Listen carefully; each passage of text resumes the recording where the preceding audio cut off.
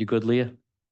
Okay. I'm going to call the August 14th, 2025 Planning Board meeting to order. Present and accounted for is Mr. Kluges, Mr. Tibbetts, Ms. Wilson, Mr. Harding, Mr. Garso, and Mr. O'Connell, and myself, Mr. Lopes. First item on our agenda is the approval of the June 12th, 2025 Planning Board meeting minutes. What is the board's pleasure? Your microphone. Oh, sorry. I'd like to accept the minutes as written. I'll second. So we got a motion made and second. Any discussion on the motion? Mr. Tibbetts?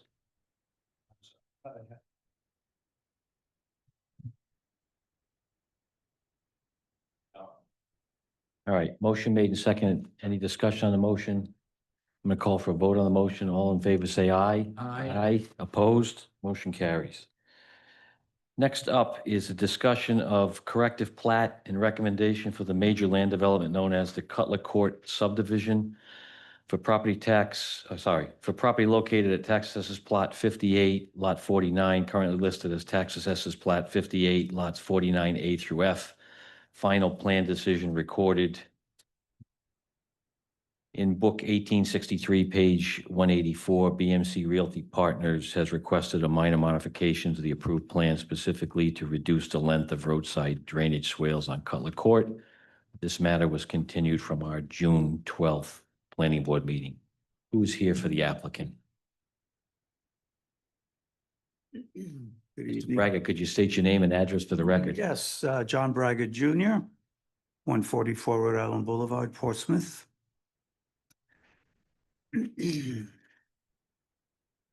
Registered land surveyor and professional engineer, state of Rhode Island for close to 30 years. Just for the record, though, this was designed by, this plot was designed by you, correct? Yes, our company did the subdivision and the plat back in 2018. Got it. And it came to my attention several weeks ago by another surveyor that was going to survey one of the lots, that he had issues with mathematically closing one of the lots. So I told him I'd take a look at it, and I did. And what I realized was that the originally recorded plat had a layer turned off, which basically is some of the exterior angles around the perimeter, the stone wall especially on the north side. So I redid the plat like last week or so, put those layers back on. And basically it was drafting errors on it. Should be noted that everything that's actually out there on the ground, the road bounds, the property lines, the buildings, everything is solid and where it belongs, but the original plat had some omissions on it, so that another surveyor that would look at that to survey a lot would look at it and kind of scratch their head and say, this lot doesn't close. So my corrected plat, which I believe is part of the presentation. I guess we're just looking to have that approved as redrawn. Do we have that, Leah? Okay, thank you. Can I ask a question? Sure, go ahead, Start Gio. this. And this may be for Leah as much as the gentleman here. It says that this plat was prepared to correct a prior plat. Is the intent to put a citation to the recording information for the prior plat on there? Will that typically happen there? So a date or what page that? It is noted on here that the new recorded plat is map 2018 that fixes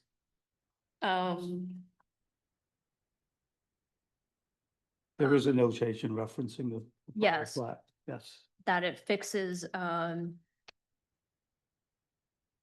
the original map Yes, it's actually on the bottom, down here. lower left, kind of in bold print.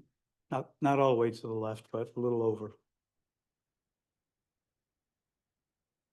It's Got it. Okay, thanks. I was looking at the upper right and I just saw the general reference and I didn't see it down there. Thank you. It's down in this box, right, Yes, it is. Mr. Braga? Yep. I can blow it up if you don't believe me. Okay. So John, are you gonna walk us It's through what? 17, so, I'm sorry, just to confirm, it's 1778. Okay.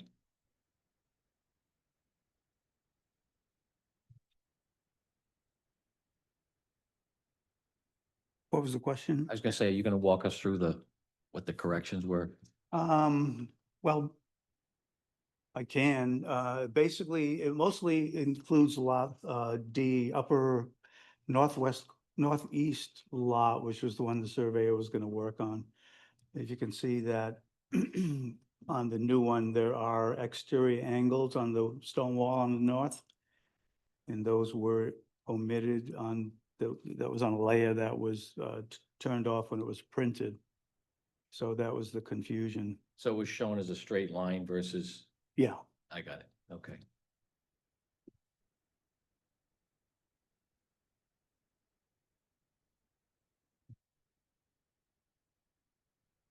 Any questions for Mr. Braga?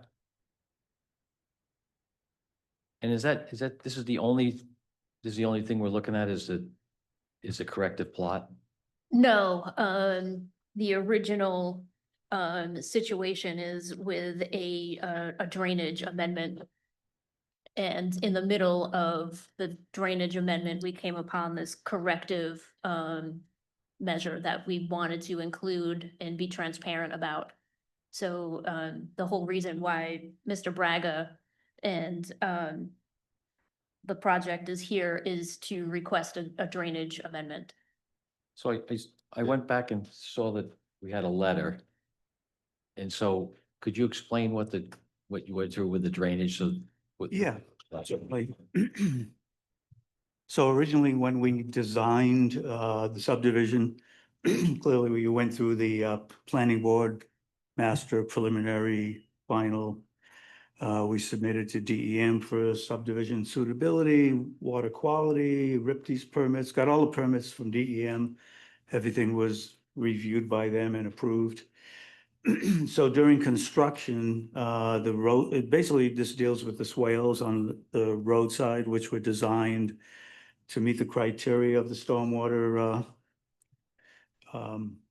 requirements for like infiltration, various types of things, water quality, volume, et cetera. So the roadside swales were greatly over-designed. I mean, multiple 4 or 5 times more than they needed to be, but I felt it was a good application for stormwater management and also for controlling stormwater off of the road. So they're basically twofold, to meet all the water quality requirements and also to transport the water rather than piping and catch basins, which is kind of the way I approach a lot of the road design now.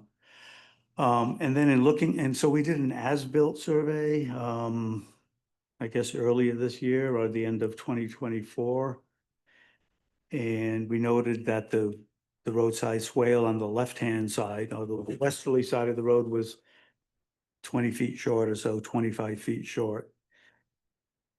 And so then Mr. Woodhead, I think, did his checklist so that so they can do the final improvements and pave the road. And upon discovering that it was short, I looked at it, went through my report and said to myself, I mean, these are greatly over-designed. We're looking at what would be approximately 600 linear feet of swale when you add up both sides.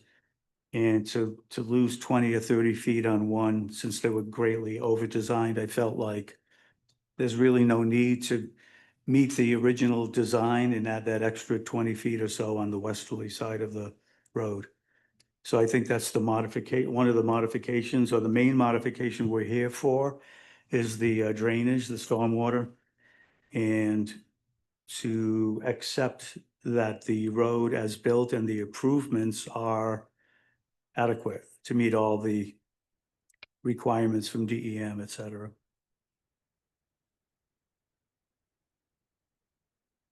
Mr. So- Tibbetts, go ahead. I mean, the petition here says it's specifically, as you just stated, reduce the length of the roadside drainage swales. But I think I heard you say that's one of the modifications. So should we be referring to it? I think that's actually the only one we're here for. I think a couple of the punch list to finish to get the road paved and accepted is something slightly different. That's the Public Works thing. So I think that's all that we are dealing with. So what was the total length that you want to reduce it? I think it's between 20 to 30 feet. Okay.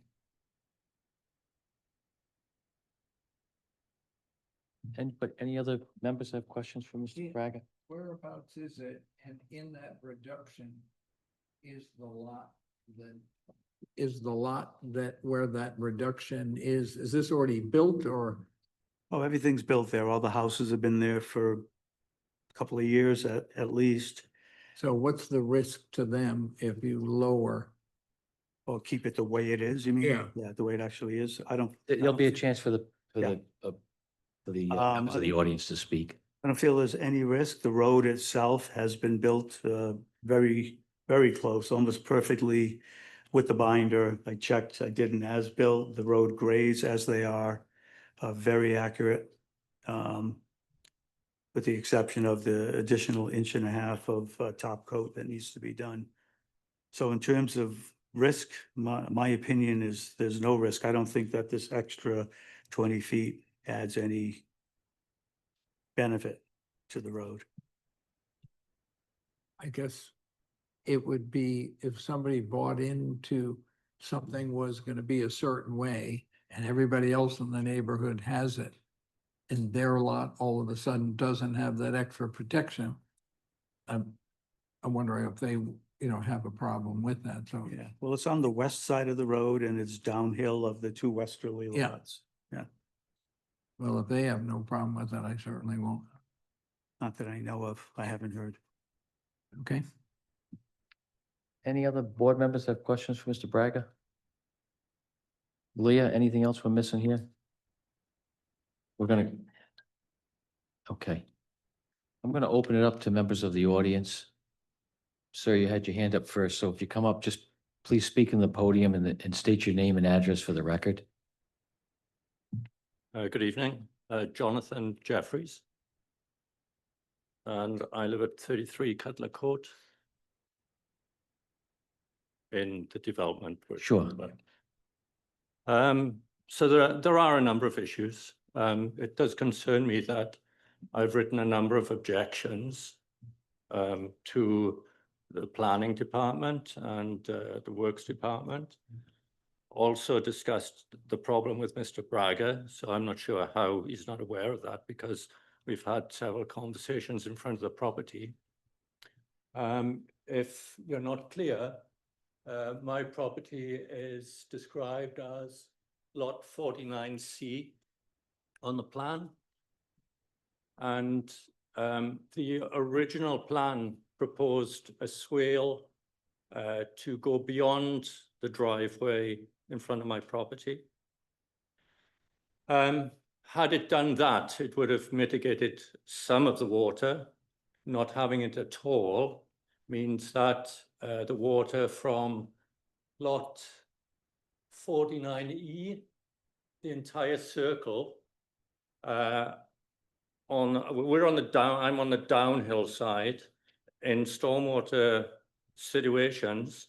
And I have video in my pocket. If anybody would not propose, I put it up now. But I have video of standing water from water running across the circle, across my front yard, up to my basement foundation, where I have a subgrade window. Didn't have any water in the property on that occasion, but that's happened on at least 3 occasions since I've been there.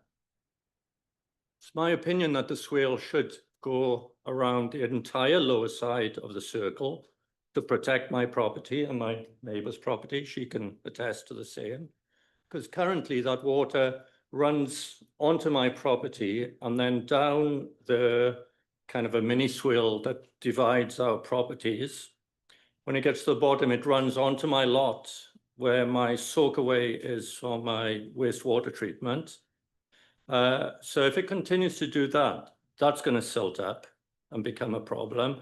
And that's going to be quite an expensive problem to fix over and above any basement flooding. There's a couple of comments I'd like to make in the material submitted, the drainage report. It describes 5 proposals to mitigate water runoff in a stormwater situation. Of the original 5, only 1 is fully met, and that's reducing the width of the roadway. All the others, such as originally there was going to be a reduction in the circle by having a central planting area, that would have diverted water, would have absorbed water. That wasn't done. Trees were going to be planted. There's a number of points, including the runoff from the driveways, which was supposed to be diverted to a swale. No driveway has water diverted to the swale. So when the drainage report saying that the swales were over capacity, I would agree that where they exist, they're over capacity, but they don't extend to meet their purpose of protecting the lots from flooding. They're failing. I'd also argue that maybe they're not up to capacity because, again, I have a video in my pocket where in the heaviest instance that I recorded, the swales are full to the brim and the water that's on the road doesn't even make it into the swale because it just runs down the roadway and out of the entrance. And there's already erosion on the roadway apron where that is carrying material away. When the top coat is put on the road, another 1.5 inches, currently the surface is more or less level with my front yard. When it goes up 1.5 inches, everything is going to come onto my property then. There's very little going to run down the roadway as it does currently. So I bought into the property. This has only arisen since, I've been living there. It wasn't a consideration at the time because the road wasn't complete. There are other things. I've detailed them in several emails. The circle itself is not crowned to divert water to the perimeter. It's sloped towards my property. There's a reason why no contours are shown on these plans. If they were, it would be a lot clearer what's going on. You can see it somewhat on the original proposed development plan. But again, there's been issues, not just with my neighbor's lot property. I understand that there are issues with closure on all the lots by the surveyor who checked next door's lot. So there are concerns from not just me, but my neighbor and collectively as a neighborhood that this is going to just slide through as something that has no consequence, and it does. Any board members have questions for this about it? Okay, thank you, sir. Appreciate your comments. And then we'll move on to another. Sure. I saw another hand up out there. Yes, ma'am. Please just state your name and address for the record. Thank you. I'm Susan Ware, 41 Cutler Court, which I believe is 49D on your plan. I'm here to object to any modification of the original swale plans that are in what you all approved as prerequisites for the subdivision. Not only, I understood Mr. Braga to say that he was thinking the west side swale. Well, the east side swale is in front of my neighbor who just spoke, and that wasn't constructed either. They were supposed to go up past his driveway and up on the east and the west side.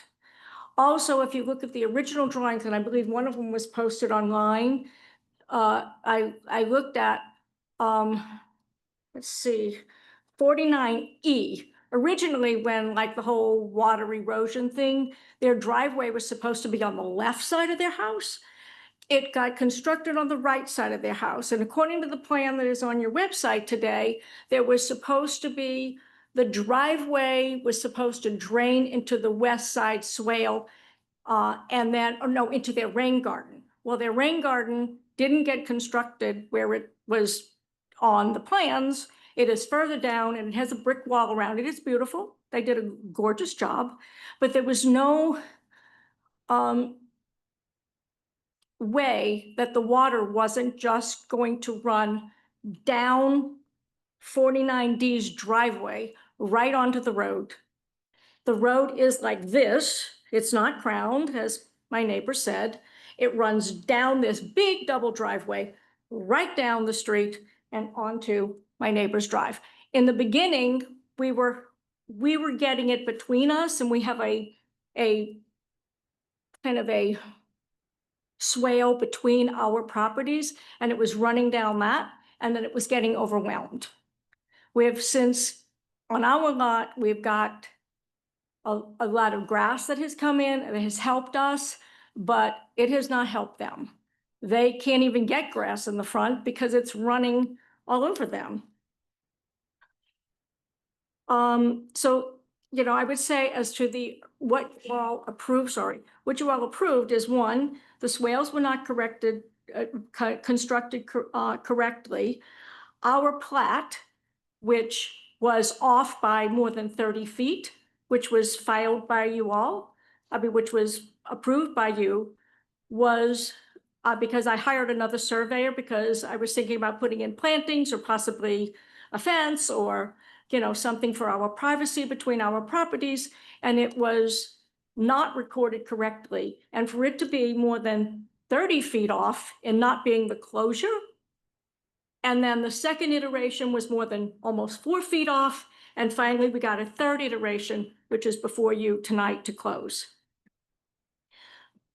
The third thing that I have is number 40, which is 49D, is what I said earlier, is their driveway was on the wrong side. The swale, they were supposed to be draining into their rain garden or a swale, and instead it drains on our neighbors. And the fourth is that of the things that you all approved for this neighborhood to be constructed was that there was supposed to be an HOA in those plans. None of us who moved into this neighborhood, all of us said of our person that we bought our properties or our lots from, is that we don't want any HOA, and that we were assured there was no HOA, but it is in your plans. And I was in the plan room one day and I was told that that was a problem. So my question would be, and my concerns would be, is what else is on this plan that is not correct? You know, we're told the elevations are correct. Well, my house, the way my house was designed, I was supposed to have 3 steps in the front. I have 4 steps in the front of the house. What is not right on the elevations? What is not right on that drainage that is tilting so far onto our neighbor? So, you know, to pass by the fact that swales would help mitigate some of this problem that we're having with water when it rains, I think would not be wise. And I think that I am an objection to approving a modification of it. I think that our developer needs to put the swales in as they were. Personally, I think that we should have a third party have to verify all of our elevations, the tilt of the road. And because I don't know what else is not correct. I'm not an engineer. And I would just ask that somebody verify that of the things that have not been correctly done for this subdivision, that somebody look at other possibilities that may need to be corrected. Thank you. Hold on one second, see if anybody has any questions for you, ma'am. Any questions? I do have one. You said you don't have an HOA? We do not.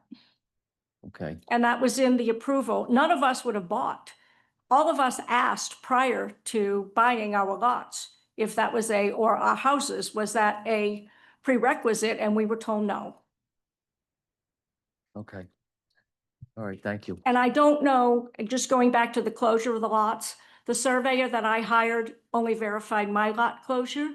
He was not hired as yet by any of the other lot owners, so I don't know whether any of those close. Okay, thank you. Thank you. Thank you. Ms. Hitchin, do you know if, I don't recall the approval for this, but it looks like it's got drainage swales. It sounds to me like there should have been an HOA or no? There is, okay. Maybe we can get Mr. Woodhead to come up. How's that? This was definitely approved before my time Okay, in 2016. okay. Could you state your name and address for the record, Mr. Sure, Woodhead? Plan Board President, members of the board, Brian Woodhead, 11 Ann Ave. Portsmouth, Former Public Works Director. former Public Works Director. So there is an HOA that has been recorded in the books. So when Leon Lazinski was the Plan Board Secretary, we would just make sure it was recorded. So there is an HOA recorded. Okay, Not quite sure if they realized that when they bought the piece of property, but there is one recorded. And that was verified through our town solicitor at the time too. So I know that's recorded. To talk about a few of the drainage swales, Mr. Jeffrey's piece of property, his driveway is wider than what was on the original plans. So his driveway cuts off the end of that little drainage swale. After those drainage swales, there's underground drainage that goes around underneath the roadway for drainage. So his swale was only, if they did extend it, it would only be like a foot to the bound that Mr. Braga put in. The west side of the roadway, on the west side of the roadway, what they were requesting for to eliminate, the water does go around the cul-de-sac on that side of the roadway and goes past that driveway and goes into that drainage swale on the west-hand side and goes all the way down that drainage swale and it goes into that catch basin that goes into the pond. So there is that 25 feet of elimination of the swale. It's just eliminating 25 feet from the driveway towards the cul-de-sac. That's all they're eliminating on the west side. Because Mr. Braga, how he designed it, all that runoff from the roadway is supposed to shed onto the property for water quality. There is no berms or anything like that to capture that water, to keep it in the roadway. It is supposed to shed onto people's property for water quality. And that's, Everybody's water. oh, hey, sir, you can't, you'll get your turn again. Go ahead. so around that cul-de-sac, the water's supposed to shed off for water quality. Then after it goes into after it permeates through, it goes into that sub drains that goes into the catch pit. And then there's two manholes on the edge of the roadway that capture groundwater that comes down through. But then those drainage swales captures the water and runs it all the way down the drainage swales to the pond that's in front on Glen Road after the cul-de-sac. So is it your opinion that everything has been outside of what Mr. Braga described as missing? The rest of the system is installed according to the plan? Correct. I asked Mr. Connor Melville, he's the developer. I asked him to ask Mr. Braga if he could do an as-built on the binder course to make sure everything was installed per elevations. And the goodness of his heart, Connor Melville asked Sean Braga to go out there. He did shoot elevations. There's like one little section I was off like a 1/10 of an inch, but everything is designed per plans to what Okay. you guys approved. Okay, And after the top course is gonna be built, then he'll go back and he'll do another as-built drawing, as-built on top, to make sure that all the elevations are per what you guys approved. okay. Hey, hold on, Mr. Woodhead. Any Sure. questions for Mr. Woodhead? Yeah, go ahead, Luke. What I'm understanding is the final coat is not in, right? Correct. And this is the part that's going on. So the problem that these two folks have with the water going between their property and flooding out the backyard, is it a flaw in the design or is it a flaw in the construction? And would it only get worse if that asphalt gets in? Because by rights, or are you saying because they made their driveway wider, is that the cause for all that excess of water that's going between the two lots? So when they put the 1.5-inch top course on there, it is gonna raise the roadway and the water is gonna shed off. Their yards would have to be built up higher to keep the water from going in towards their house. I mean, the planning board doesn't give the grading, Right, right, grading right. for lots. We just give the grading for the roadway in our 50-foot right of way. So they are gonna get more water. I mean, no matter how you look at it, it's gonna be built up 1.5 inches, and then when they loom the back of the berm, they're gonna loom to the top of the asphalt, and the water's gonna shed off the roadway.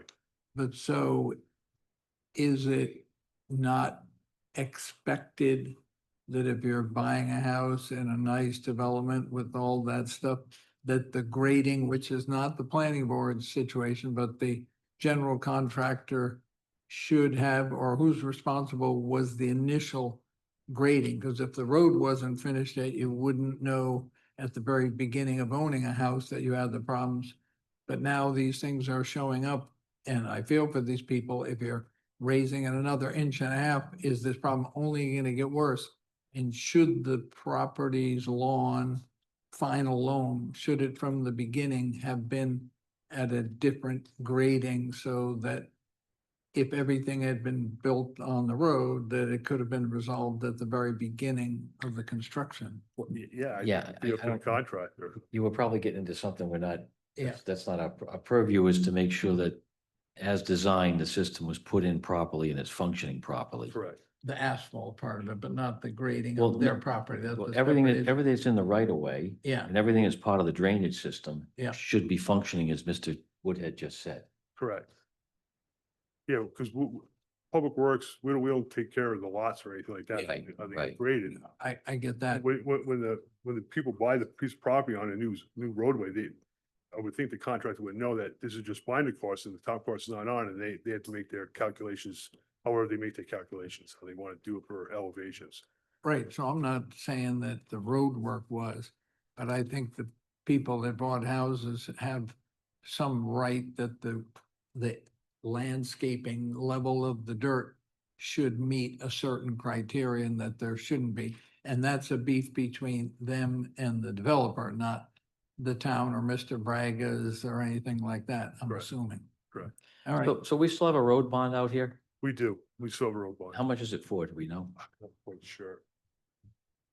I'm not sure off the top of my Okay. head, but it's still outstanding. It's still out there. Okay, all Yes. right.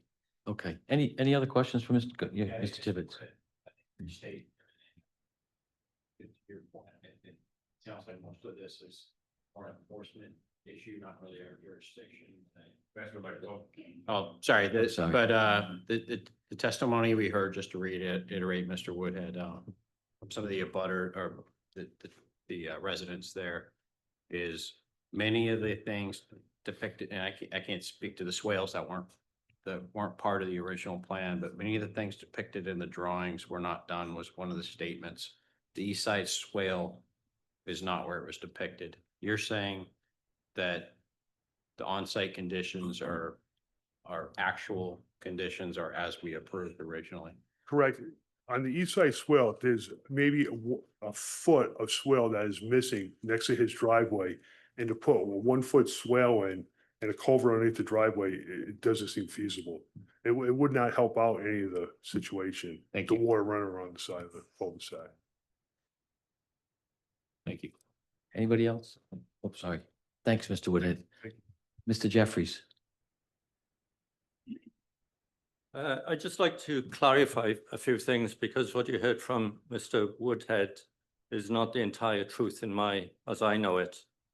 I have not extended the driveway. The developer put the driveway in. I did not do that. I did not pay for it. What I bought was a property with a narrower driveway. On a plan, the swale should have gone underneath the driveway and extended to the other side. Would have been a simple matter. I would have already have done it with a spade and a wheelbarrow now, and extended it and stopped water coming onto my property. As part of a dispute over not completing the house, the hit list of jobs, I reached agreement with Mr. Connor Melville that instead of doing the remaining jobs on the house to complete it, if he extended the driveway to a double wide, because it was a single wide driveway going in, turning into a double wide. If 2 cars parked behind each other, the third car or a visitor would not be able to get out. It was dysfunctional for our routes.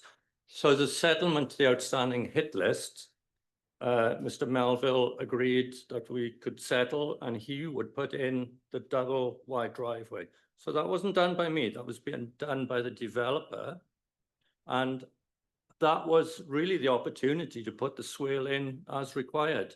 That was very soon after we moved in. I was unaware of water problems at that point. The other point on this drawing, if you have a look, I think there are only two driveways, forget about mine being made wider, there are only two driveways that are actually being put in according to the plan. Most of the properties have been built as a mirror image. One property is an entirely different property. So relying on information from this plan, which was the proposal, there's not much that hasn't changed for each lot for this plan. So any water mitigation proposal based on this is not in, it doesn't relate to the reality. So I will tell you, on a development such as this, we don't regulate exactly where the driveway comes in. So it can change. The only thing we would regulate is obviously make sure the rain garden is the proper size. The drainage is the proper size, but there is latitude for the developer to move the driveway based on whatever house he decides to build there. So we don't really regulate that piece of it from a driveway location standpoint. Well, here's the problem as I see it. I understand I'm an engineer. I'm also a trained surveyor. I'm not speaking, Sure. without any knowledge at all. I understand the concept of the water running off the road, soaking into the ground and mitigating runoff issues with fertilizers, whatever. In my case, if it was just the runoff water from the center of the circle to my property, wouldn't be an issue. But what's happening is I'm getting the runoff from the other property opposite, their driveway, 2/3 of the circle, and water coming out of my neighbor's property. And we can't grow grass because all the salt from the winter salting, it all washes into our yard. Now, it's not my water. Whose water is it? It's not Mr. Melville's water. When he closes out the bond and you sign off, he'll be gone. The water will still be coming onto my property. Now, is there a responsibility for the town, for their water on their road that they've adopted to control it? I think there is. I don't think they should be diverting or allow other water to be diverted from other properties from beyond the center of the roadway onto my lot. It's unfair. Okay. Because the road is so wide, the natural place to put a drain would be in the setback that I don't even own. I can't even dig the trench to stop the water coming on my property. Okay. How can I solve that problem? We're gonna try and help you. Okay, I hope so. I understand what you're saying. Okay, But there's a lot of, misinformation being offered here that isn't correct. okay, thank you, ma'am. Hi, Susan Ware. You gotta speak into the mic, you have to speak into the microphone. To bring your attention to the upper left side of your drawing where it says, I'll step back for a moment. Grade swale to rain garden. This is the number 40, which is 49E. That swale draining to a rain garden doesn't happen because there is a double driveway between what was designed there. Their rain garden is down, I can't point.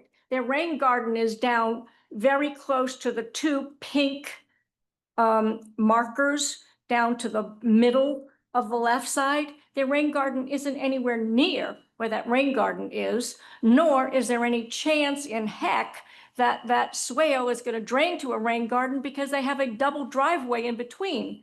We're supposed to contain our own water. The problem that we're having is that it's not our neighbor's fault, but that 49E's double driveway comes rolling all down onto the street. And the way this was designed is not the way it was built. And I don't even know, honestly, I don't even know if we put the swales in, it will help, because the problem is the double driveway. And both swales on both sides of the street were not correctly built. And that driveway impedes any swale drainage. There is no swale to drain to that rain garden. There's a double driveway in between, and the rain garden is down where the two lower left pink markers are. That's where their rain garden is. Okay. So, it isn't as built, and, the plan as it was planned, however good or not good it may have been, doesn't work. Understand. Are there any other abutters? Yes, sir.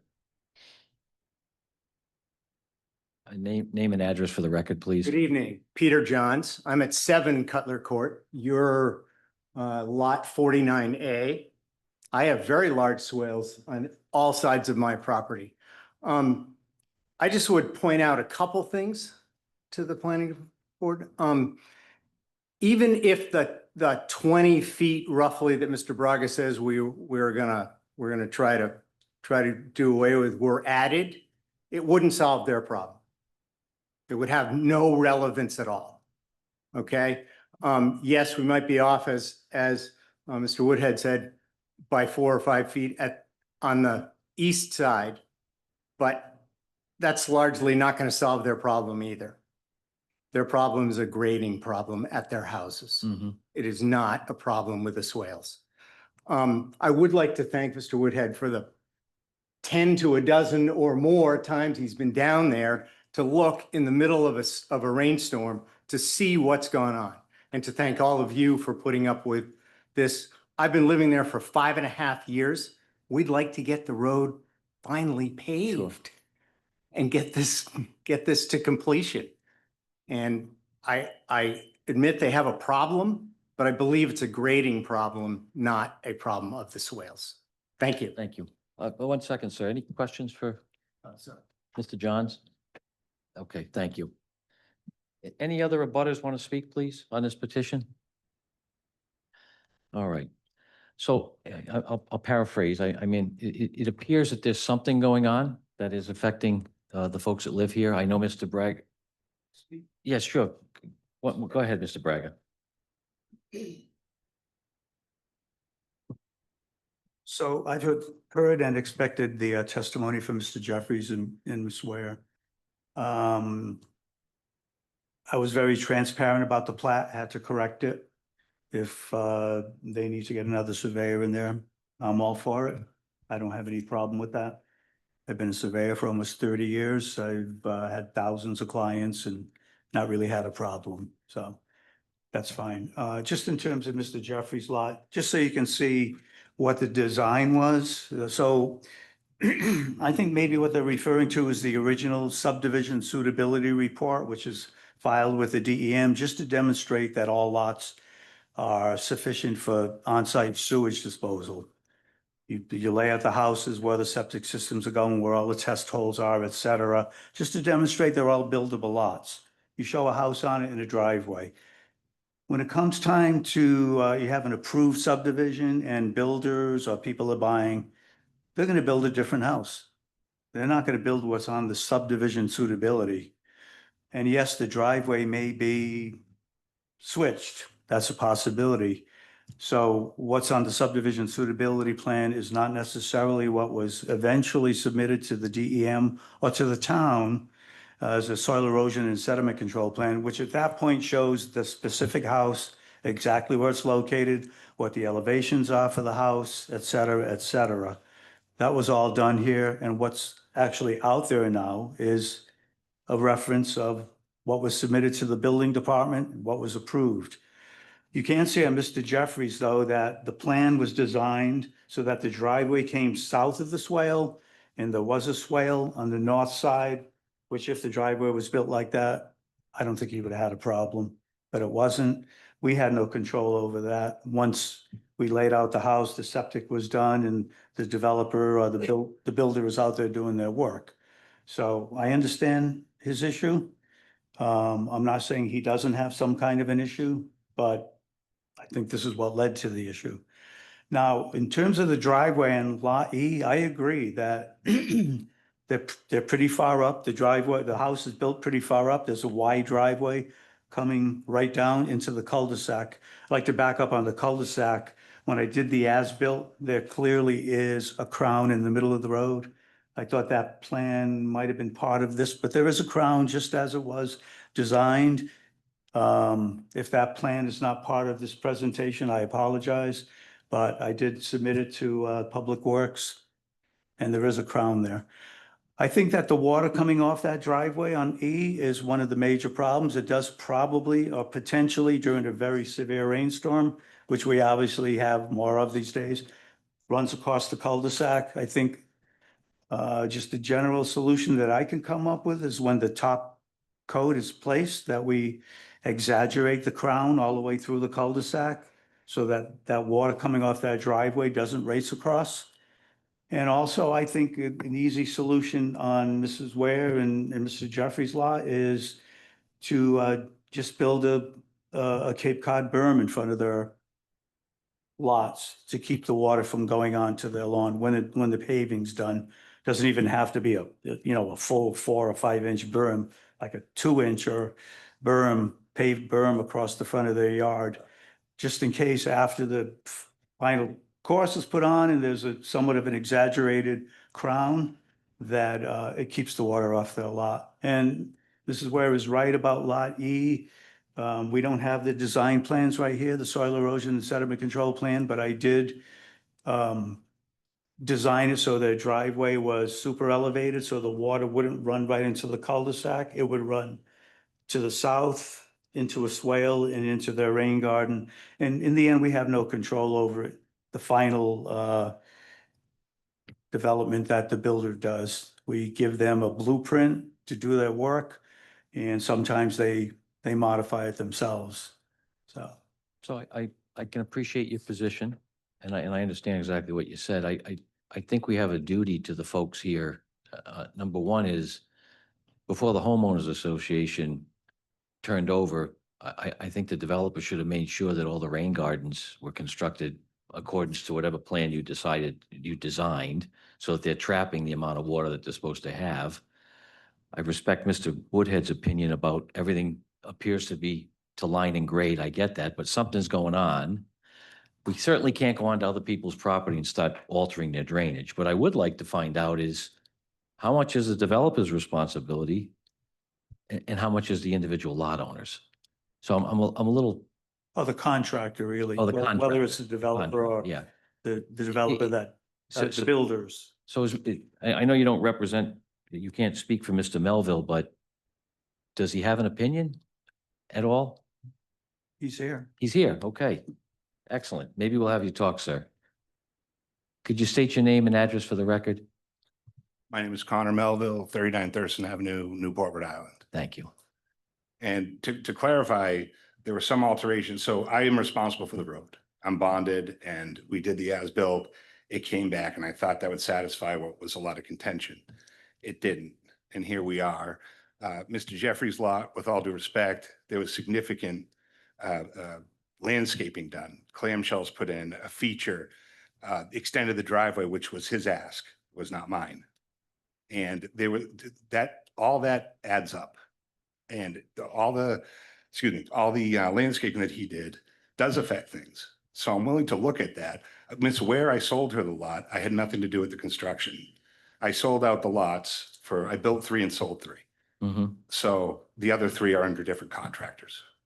But I'm responsible for the road and I would love to get that road built. And we did it correctly. We really did. So I understand that. Yeah. We've got 3 folks that live in the neighborhood that all have issues. We still got your road bond. I'd love to have you get back together with them before we decide something for you. asking that, if that's a possibility, maybe you can get together with the folks in there and come up with a solution before we come up with a solution? Well, the solution that, so the individual lots, like Miss Ware, I'm not involved with. I'm more concerned with, I see the rain gardens, and I'm not speaking for the board, we'll let other people speak too, but I see the rain gardens and I see other collection points with roof leaders are supposed to be tied in, that type of stuff. As the HOA, someone has to enforce that to make sure that those gardens are put in properly and collect what they're supposed to collect. I'm not asking that we start regrading around people's houses, but obviously something is not right.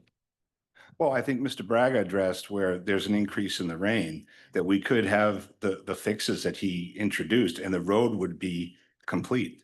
And it would protect, the additional cost in putting in the berms would protect Miss Ware, Miss Jeffries from their original complaint where the water is coming across with no crown.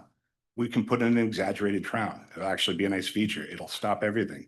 That is a significant topographical grade from north to south. And that water does run down that street.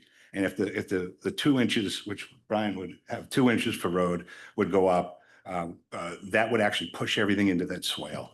And mathematically, Mr. Braga has shown that the reduction in swale is mathematically insignificant to what's going on there. So the individual lots, I'm more than happy to meet with them, but the road we'd like to square away today, or however the process may be. The road is what's important to me.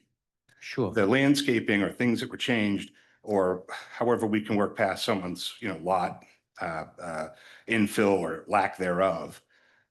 That's a conversation we have to have that I don't know if this is the right form to do. Go ahead, Mr. Tibbetts, you have a question? Well, it's part of the drainage structure, really. Right. So Right. I think it is, Okay. unless Mr. Geo thinks something differently. Okay, So go ahead, I, Lou. I want to just make it clear. With this final coat, you have some good opportunities to correct some of the problems that are there. And you and whoever and the owners could get together and all agree that these are what's being done to do it. And in your effort to correct those, the other part of the drainage that you guys feel is unnecessary and in no way affects them, it could be some kind of a trade-off if they are happy with the effort of the extra, because they probably think they only have a little bit of a berm now, you're just gonna fill it in, they got nothing. That's what I sort of felt at the beginning. But if you guys can assure that you're gonna make things better, not worse, or not status quo, and that, like Mr. Woodhouse said, that this other part is insignificant, has nothing to do with their water problem, it might be some kind of a trade-off. I mean, from what I understand. Well, would mathematically showing, which Mr. Braga has done, that we can correct it with his suggestions, is that good enough to satisfy the board? Well, I'm not sure. I'm not speaking for the board. Oh, I understand. But do you understand the only grip we have right now is we got a bond on you. Sure. That's it. So I definitely want to try and help these folks. Something's going on. 3 out of 6 lots, something's going on. And I think it's imperative for you to try and solve it before we do. No, I understand completely. I would like to work with Mr. Jeffries, but we don't see eye to eye on a lot of things. Okay, Okay, I don't think that that is a path I would like to go down. What I would like to do is fix a road and make it, I mean, it's not broken. We have the as-bills, but I want to make sure that it takes that water off of that without engaging in redesigning something for Mr. Jeffries personally. So I guess the discrepancy that I see here is in the original design where water flow and everything was based on this driveway being here, this rain garden being here, those were all there. And those were, I guess, like base what was planned for the thing, and things changed.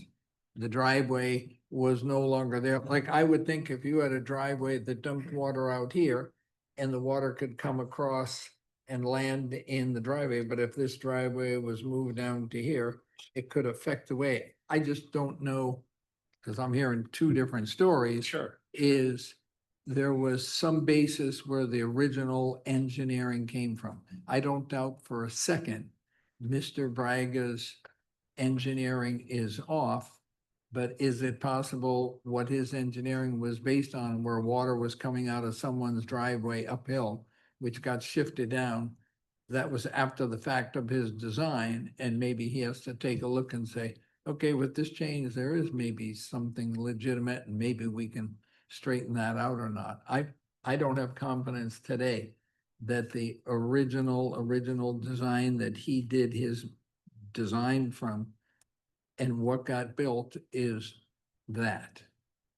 So Yeah. maybe before we move on, maybe the best part is you come back with a plan that says, I'm gonna do this, this, and this, whatever the berm is, and let the board take a look at it before you start paving, Understood. and see if we can solve some of these problems. Is that, and I'm, does anybody Yeah. else on the board feel differently? No, I mean, one of three different solutions Yeah. was the exaggerated I can crown. make a motion. I'm assuming that's you support that. That didn't come from you. Correct. No, we got together and the plan that we sat down with Lee, the plan that we had and said this would really squash any sort of issue because the as-built is correct. And when it's finished, it will be correct per the rain gardens, the three houses I didn't build, the rain gardens were inspected by the town and they should be, signed off on in some shape or form, but I did not construct those. Which leaves the three others, which is fine, which I can go back and look at, but those are inspected as well. The exaggerated crown and the Cape Cod berm, I mean, that would be an instant I mean, that Cape Cod berm is going to stop anything. And the exaggerated crown will keep everybody's on their side. And it is a plan and I agreed to it and I'm agreeing to, any increase in Yeah. cost. And again, if someone that bought a lot that you have nothing to do with, if the dirt and the way water would run to the house or that's not your beef at all. And that's not your road beef if the road is done right, but whatever it does get on, then it's a beef between whoever was doing the excavation for that house that you had nothing to do with, and that's not any problem of yours. I guess. Correct. That would be Miss Ware's house. Yeah. She had an independent contractor. And then Mr. Jeffries significantly altered his landscaping, which would be an issue that could drag this road out forever. So let's, yeah, you can't speak up from the audience, sir, okay? So I don't know what the pleasure of the board is, but maybe we get a motion to put together this plan with the improvements that you talked about, with grading on it, and then come back to us so we can see it before we set you loose to put the finished course on. Does that make sense? Yes, yeah. Mr. Chair, can I ask a question before we sure. move on to Yeah. any vote? Mr. Melville, do you know if the homeowners association documents call for the maintenance of drainage or rain gardens or things like that? Are you I familiar? haven't looked at those in years. Yeah, it's been quite some time. Maybe that's something we could have you take a look at, please. So the other thing I'm confused is the neighbor said there is no HOA and these gentlemen are saying there is. Sure. I would think the I- people I that would live just- in their house. I would suspect, and this is not unusual, that there's an HOA on record, as Mr. Wood had testified to, but no one's ever had a meeting or certainly Yeah. collected any fees or anything like that. So that's not unusual, but it Okay. may be the mechanism for the neighborhood to resolve, Yeah. some of these issues. Okay. So what, I will second what you had just said, if that's the motion hold- that I have to make. no, hold on 1 second. Mr. Melville, we're gonna let the abutters speak one last time before Sure. we make a decision, okay? I think we understand what you're willing to do, so Yeah. thank you. And we're gonna let the abutters speak one more time, Sure. please. Thank you. Thank you. Yes, ma'am. It is my understanding that none of our deeds have any HOA listed in them, and I have gotten legal advice on that. It's not listed, it's not in our deeds, nowhere in our deeds. So Is listed. we hear you loud and clear. We're gonna This look is into that- that too. But I would ask that there be a independent elevation survey done, because they're talking about a crown in the street. There is no crown. The crown goes like, the street goes like this. It doesn't go like this. Understand? And so when they're saying, oh, there's a crown, there is not a crown that any of us can see. I think they're referencing the final course, the final paving Well, course. they're it's saying they supposed would to- exaggerate the crown that's already there. It was not. And as far as my lot being, Mr. Melville sold me the lot. There was a builder and a architect in place. The person who did the grading of the lot did it according to Mr. Brennan's specifications of how the lot should be graded. That was inspected by Mr. Brennan Mr. Braga after. Mr. Brennan was the person that did the grading. So it was done as that was supposed to be done. Okay, thank you. Yes, sir. Just to clarify a few things. Mr. Melville, I've no issues with Mr. Melville at all. I'm very happy living in his house. We reached a settlement over the driveway and his outstanding list. We both have a signed agreement. We have a signed agreement that we settled. It was the end of the matter. All I'm trying to do here is stop an unreasonable amount of water coming from other properties and from a greater catchment area than a probably designed circle would put on my property. That's it. I've done no landscaping except plant some trees, put some raised beds in. There's been no adjustment to any property level that Mr. Melville alluded to. It's as the level is as built. Okay, we're trying to help. Okay, I'm All good. right. And Mrs. Ware is correct. There is no crown on that circle. It's a constant slope towards my property. In one of my emails, I sent a diagram, I believe it was to Mr. Woodhead, about it was like a cul-de-sac development, almost identical to Cutler Court, with an identical number of houses and circle, and it showed the correct contours that should be achieved for that style of development. I don't know how more helpful I could be. In return to that, the old solicitor informed me that Mr. Woodhead would not reply to any more questions from me, and that was the end of the matter. Okay, thank My you, mind sir. boggles Thank you, what sir. was on here. All right. Like But- I said, we're trying to help. Yes, but sometimes you have to have an independent body, not us, not Mr. Melville, not Mr. Braga, not Mr. Woodhead, someone independent. Because there's nothing I'd like to see better than to put the top coat on the road, Mr. Melville get his bond, and as Mr. John said, finish the development. I've been there 4 years. We're trying to get there. Thank you. What's the board's pleasure? We've heard guess- Mr. Melville make he's suggested that we have Mr. Braga come up with a final plan that shows the exaggerated berming, the reconstructed crown, etc.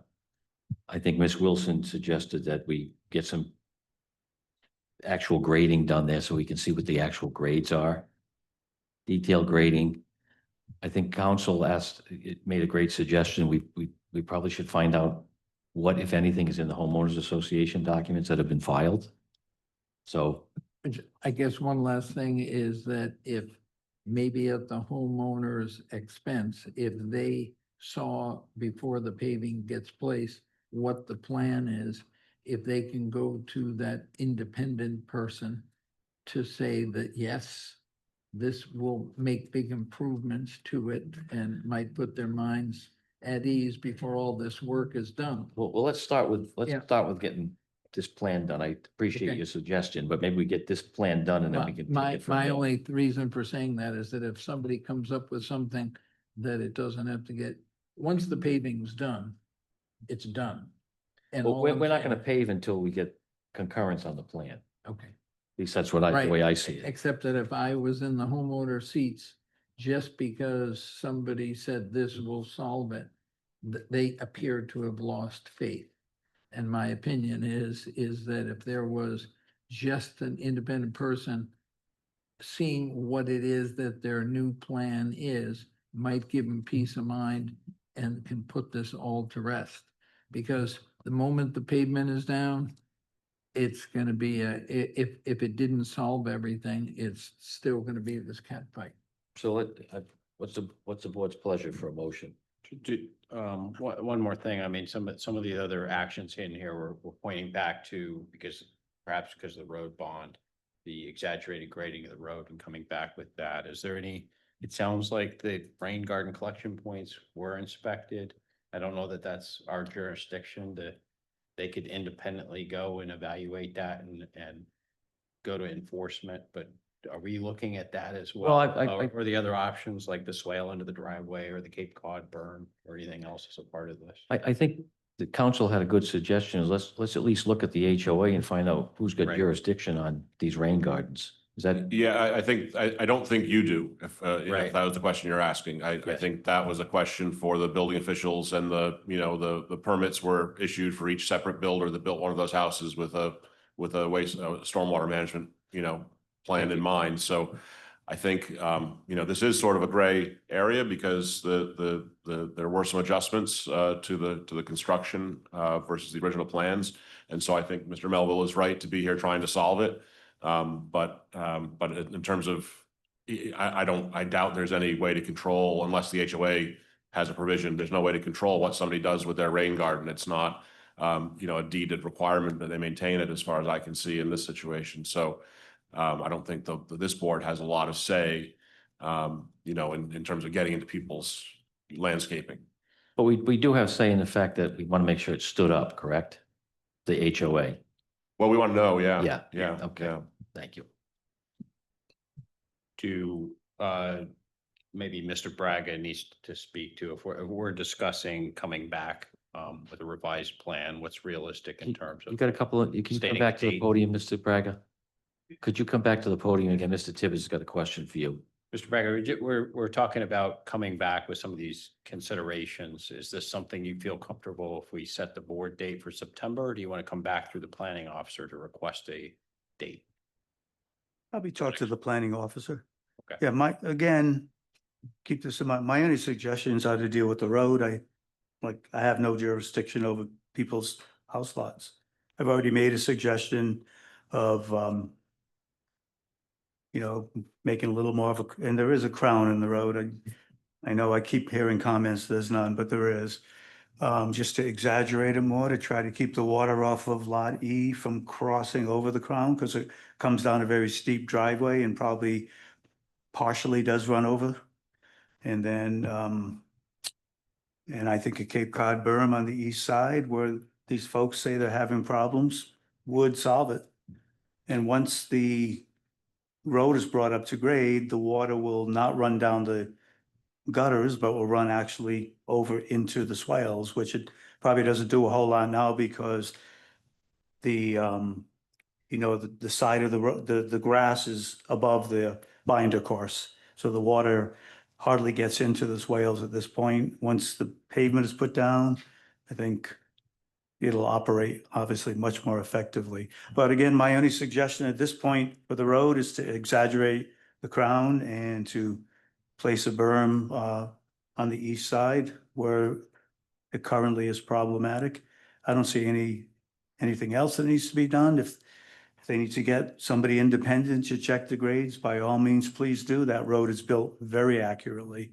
I know it has. I took probably 300 shots on the pavement when I did the as-built and the swales and everything. It's very accurately built per all the approved plans with the town and with the DEM. So if there is a problem, probably generated by Lot E, that's private property now, I don't know what can be done.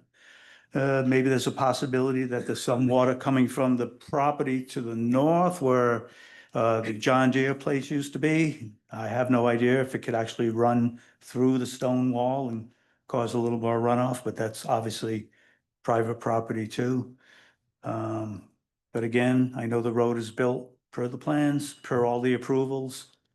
And I've got that minor suggestion about exaggerating the crown. Yeah. And placing a Cape Cod berm. I don't think that I would suggest anything else on a future plan. I'm confident that it's built as it was.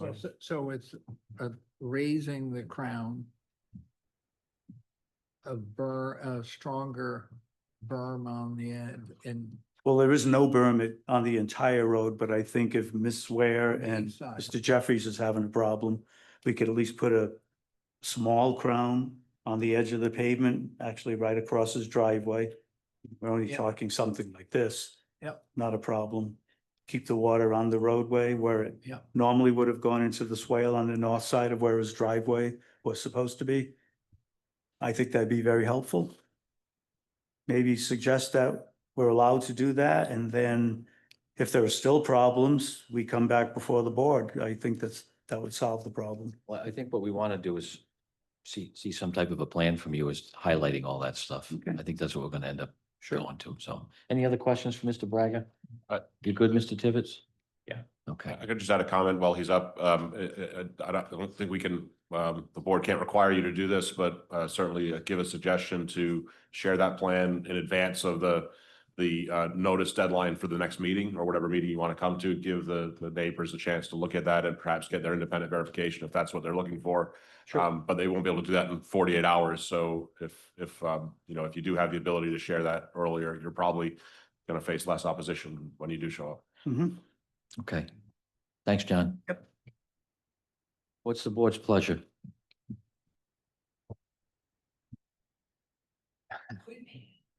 All right, I'll make a motion of the board, asked to continue this agenda item until Mr. Braga is prepared to come back, working through the planning officer, requesting the minor modification of the approved plan, specifically the length of the roadside drainage swales. That's what he came for. But to come back, upon coming up with a plan specific for the reconstructed crown, any consideration for swale modifications, detailed grading, verification that the HOA was filed in the deed. So that we can address the rain garden jurisdiction, et cetera. And suggesting consideration that we give advance notice before the meeting to not the abutters, but the actual homeowners in the development. Did I miss anything? Only that a continuance should be for a date certain. So I know we want to give them the flexibility if they can't get back for the September meeting, but I think for a continuance, it should be for the next. I'll ask for a Schedule. continuance to the September 11th meeting. And we can ask Mr. Braga to work with the planning officer if we need to push that back a month. Does that sound reasonable? We got all that motion? We got a thumbs up. So we got a motion made, seconded. Any discussion on the motion? Call for a vote. All in favor, say aye. Aye. Aye. Opposed? Motion carries. Thank you. Thanks, Mr. Tibbetts. Next up is plan review for the major land development known as the North Lot for property located at 13 Bristol Ferry Road and Sprague Street, being tax assessors plat 28 lots, 24 and 25 zoned residential R20. Church Community Housing Corporation is seeking a pre-application plan review of a comprehensive permit project pursuant to RIGL 45-53-4 for the development of 15 residential dwelling units with at least 25% designated as low to moderate income housing units. Ms. Hitchin has asked us to try and consider 4 and 5 together because they are very similar, so I'm going to read 5 as well. 5 is also a plan review for a major land development known as the South Lot for property located at 0 Turnpike Avenue and 0 Sprague Street, being tax assessor map 28, lot 49, 50A, 50C, zoned residential R20. Again, Church Community Housing Corporation seeking a pre-application plan review of a comprehensive permit project pursuant to RIGL 45-53-4 for the development of 25 residential dwelling units with at least 25% designated as low and moderate income units. Sir, Good evening, Planning Board. name and address for the record, sir. Christian Belden, Church Community Housing Corporation. It's a pleasure to be back before you again. 6 Newport Avenue in Newport, Rhode Island. Apologize. We're very excited about this new development that we're proposing tonight. As mentioned, it's 40 units across 2 parcels. There are 15 units proposed on the north parcel, 25 units proposed on the south parcel. And this is a workforce family affordable housing development. It is a mixed income development. There are 11 apartments proposed for persons earning less than 50% of AMI, 11, not apartments, 11 condominiums. These are home ownership units, all of them.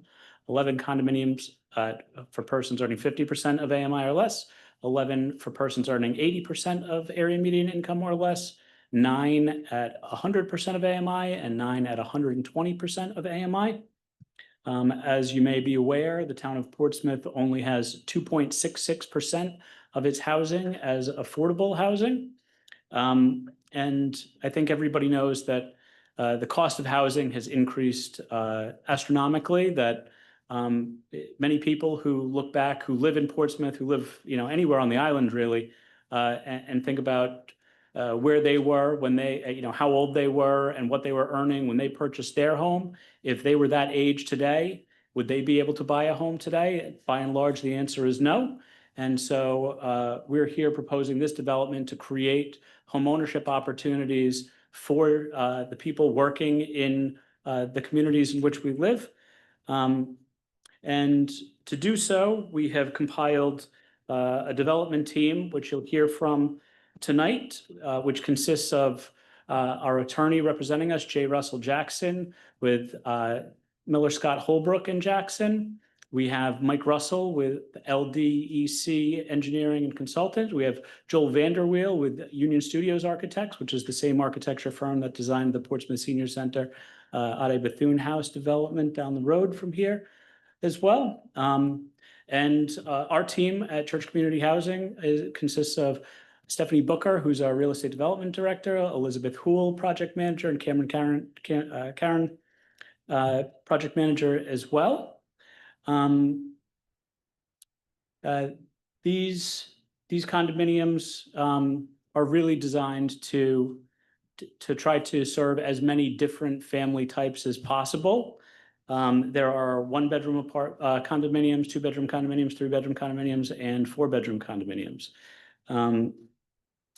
So I think I guess I would like to ask Leah, the town planner, to switch from this initial rendering, which actually for a moment, I think actually this image sort of does a favor to that intersection, because I drive by it fairly regularly and it's quite dilapidated, quite the eyesore. There is a building on the north parcel that has been vacant and unmaintained for many years that really is in quite bad shape. And then the south parcel has been vacant since 2001, when a former gas station was removed and the site was remediated. So, we're excited about redeveloping this area and this intersection, which, doesn't look as good as it could. And I think that I hope the town and the planning board members will agree that I think the architect has really done a tremendous job in creating an appealing development here.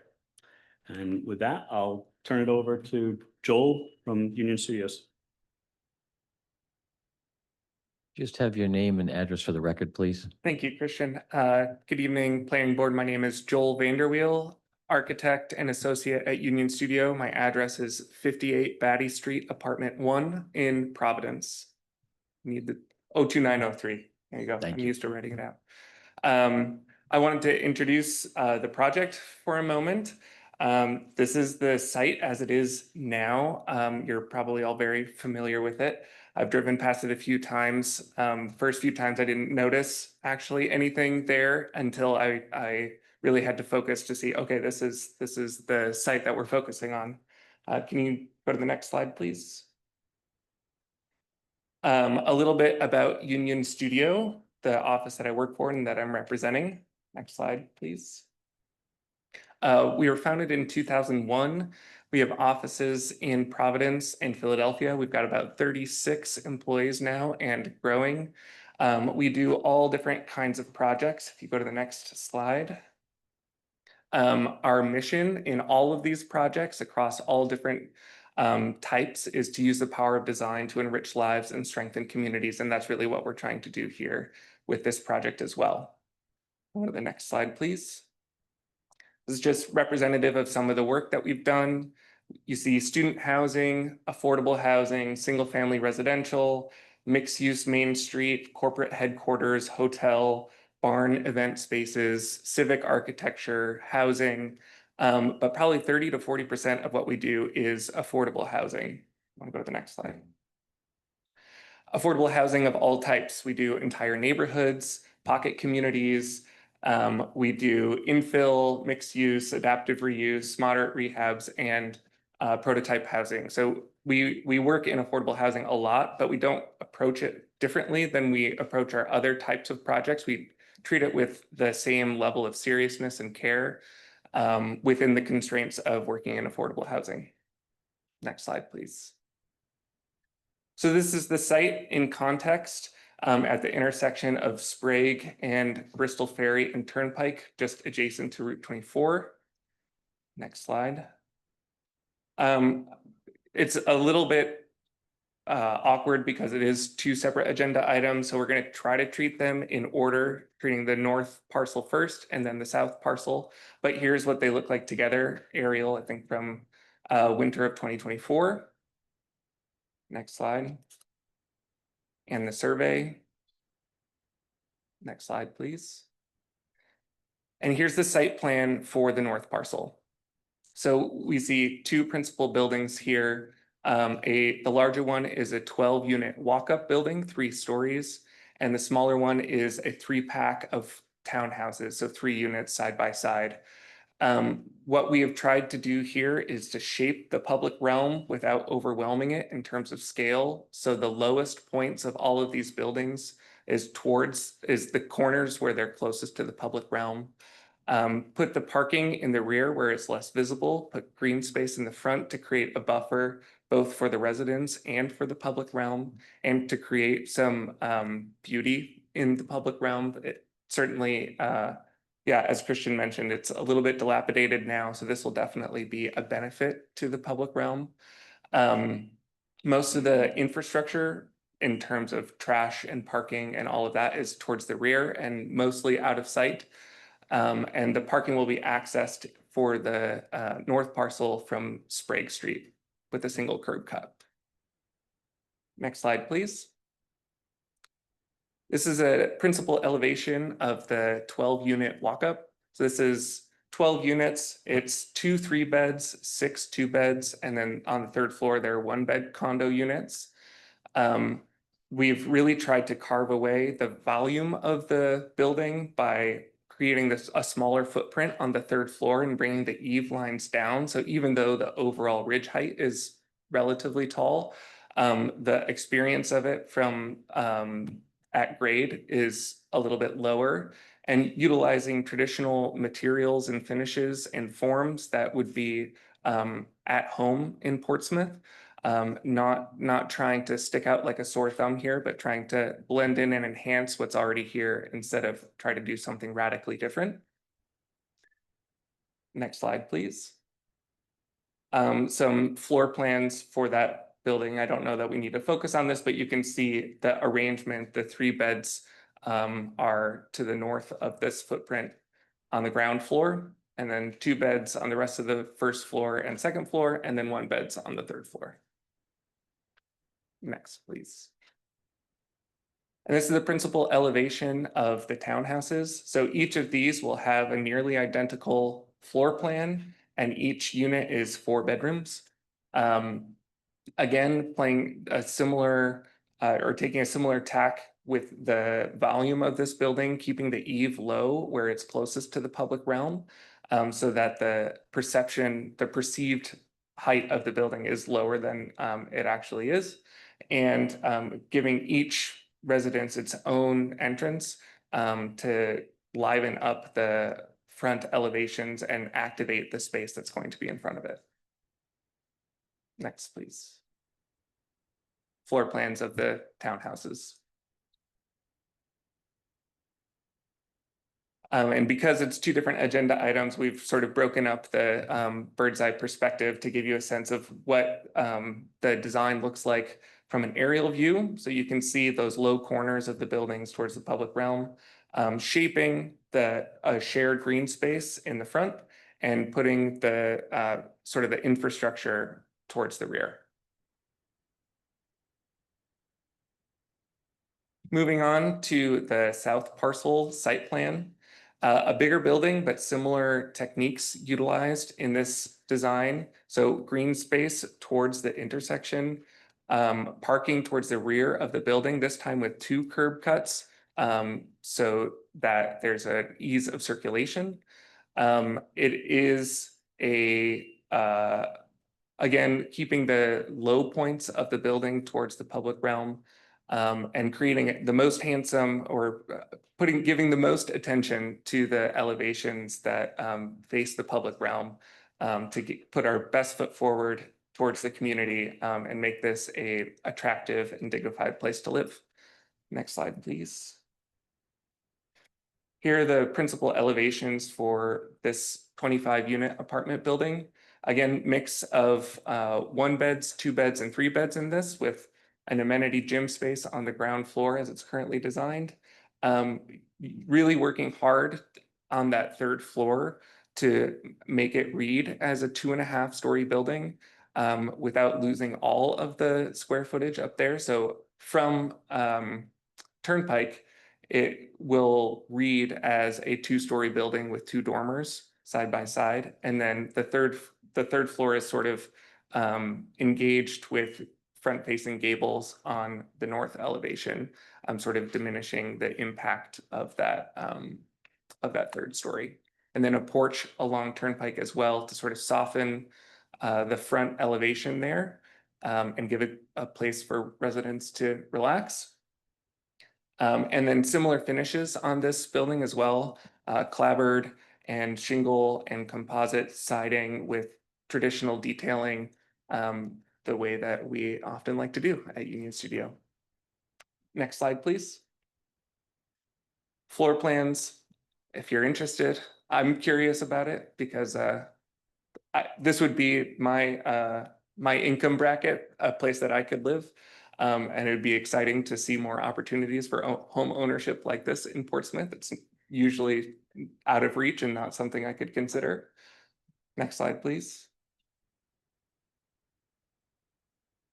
And here's the bird's eye perspective rendering of the south parcel. So this is the 25-unit apartment building. Again, the sort of formal elevation fronting on the shared green space towards Sprague, and the porch facing Turnpike.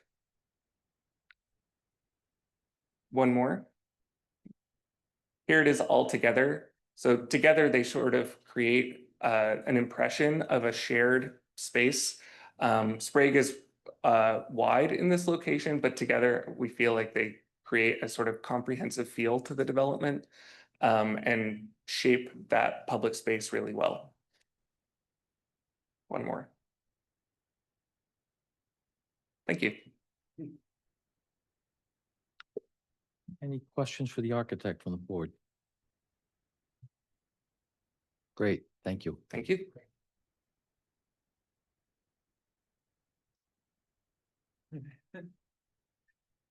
Next up is Mike Russell with LDEC Engineering Consulting. Thank you. We know Mr. Russell. Yes, good evening. Name and address for the record, please. Mike Russell, LDEC Engineering Consulting, offices at 207 High Point Avenue, right here in Portsmouth. So, just to pick up on the first 2 introductory pieces, Leah, I'm just going to focus on a single plan in that slide. Are we technically starting with the north lot, or does it matter? I don't think it matters, Mike. Okay. Well, we just, first one you come to. Okay, so what we have here on the screen is the south lot. So anything that the board members can't read or interpret here, just let me know and I'm happy to clarify any numbers or features. So this property has been identified on the corner of Turnpike in Sprague is comprised of 3 parcels under common ownership. They total approximately 1.5 acres, just slightly under 1.5 acres. As mentioned, it had prior use as a gas station. It's been vacant for some time. It's pretty much an overgrown field with some sparse vegetation.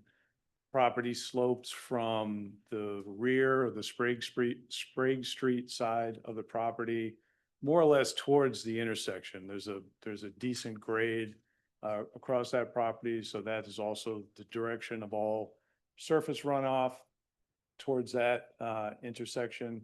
The proposal here, as the architect mentioned, is to have a single building, which will be central to the property with 2 curb cuts, one off Turnpike, one off Sprague, that creates a loop effect. There's the parking is along these driveways. It meets the requirement for multifamily per the ordinance for this use. There is some internal landscaping. The external landscaping is, as mentioned, towards the intersection. In terms of site infrastructure to support the facility, there's public water, gas. There'll be underground electric that can be accessed from either Sprague or Turnpike, but we're proposing at the moment, until further coordination with Rhode Island Energy, is to come off of Sprague. There's on-site wastewater treatment systems. We're showing leach field, due to the size of the proposed size of the wastewater system, we split this up into 3 separate fields that'll occupy the east boundary, and they're spread out. That will be designed for the total number of bedrooms for this development.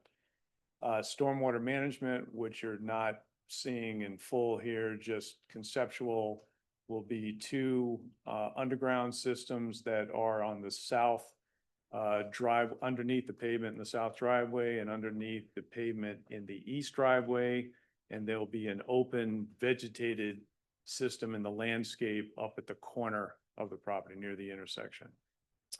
It's varying hardscape associated with this: sidewalks, patios, transformer pads, dumpster pads, stairs and the like, that contribute to the overall impervious area, but in support of the development. So with respect to stormwater management, we tried to grade the site to meet or maintain the existing drainage patterns and get the water to where it wants to go now. As designed, it will not impact, certainly not impact the neighbors to the rear, and is designed to not impact the neighbors to the south. So what's unique about this application or affordable housing application is we're allowed to come before you prior to going to the state DEM or DOT, which we have to go to both. Turnpike and Sprague are state roads, so we'll require a physical alteration permit with DOT. And with DEM, it will be a RIPDs and stormwater permit due to this being over 1 acre in size. So we've approached the stormwater management design as if we are going to DEM. So it's designed on those standards as well as the town standards included to deal with rate mitigation, volume mitigation, and water quality. So with that, if the board would like to ask any questions about the south lot before I get into an overview on the north lot, I'm happy to answer any questions. Where is the dumpster location? The dumpster location is in the southeast corner where the 2 driveways meet. You can see a shaded pad. right The very below. back, right in line with the southerly driveway in the rear corner there. So where it says interior landscape area, 111 square feet, right below that, or proposed green space. Yes, yes, that gray shaded area is a dumpster. Yeah, pit. so easy for a garbage truck to get in and out Right, of. and and- lines right up and they can back up and then make the turn and exit out onto Sprague Street. And I'm always, I should be the last guy talking about this, but is there consideration at least of conduit for anybody that does in the future have a electric car, since I'm assuming every one of these units is metered separately, and if somebody wants to, in the future, charge their car, is there a place where that can take place? Car charging? Yeah, Like for an EV station, as of right now, that's not being shown on the plan, but it's fine with me, but I just, it's. Just a comment to Yeah, consider. it's a Okay. comment. I'm sure it could be accommodated. I Yeah, mean, conduit. my opinion, it could be quite easily. Yeah, okay. I'm so happy to see this. It's not even funny. It's. um, You have a question? Go ahead, Kate. Green. So with this development and with the church development, that's where the former school was, what does that bring our total for having low-income housing percent? Do you have that? State your name again for the record, Christian. Christian Belden, address too? No. I actually haven't run the numbers yet to see, so, the Ade Bethune House, Portsmouth Senior Center project that's under construction right now will add 54 units to the town's total. And then this would be an additional 40 units. And I do have the information about how many units exist currently in Portsmouth. So let me see here. I think somewhere it says how many more are needed. Looks like there are 204 existing long-term affordable homes.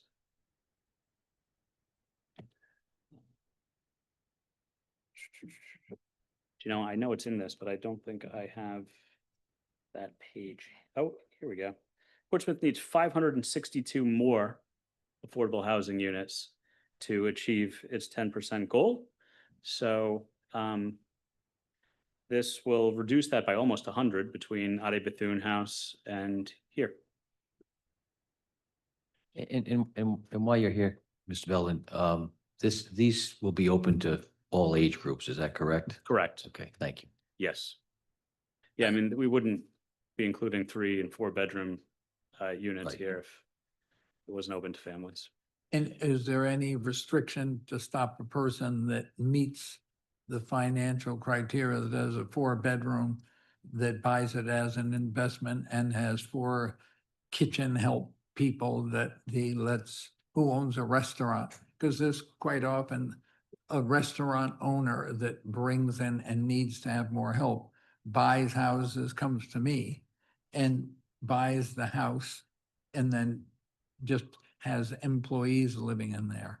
Yeah, I mean, it will have to be their primary residence. Okay, good. Yeah, the income eligibility is only applicable to the resident, and so. And it being a prime resident. Correct. Great.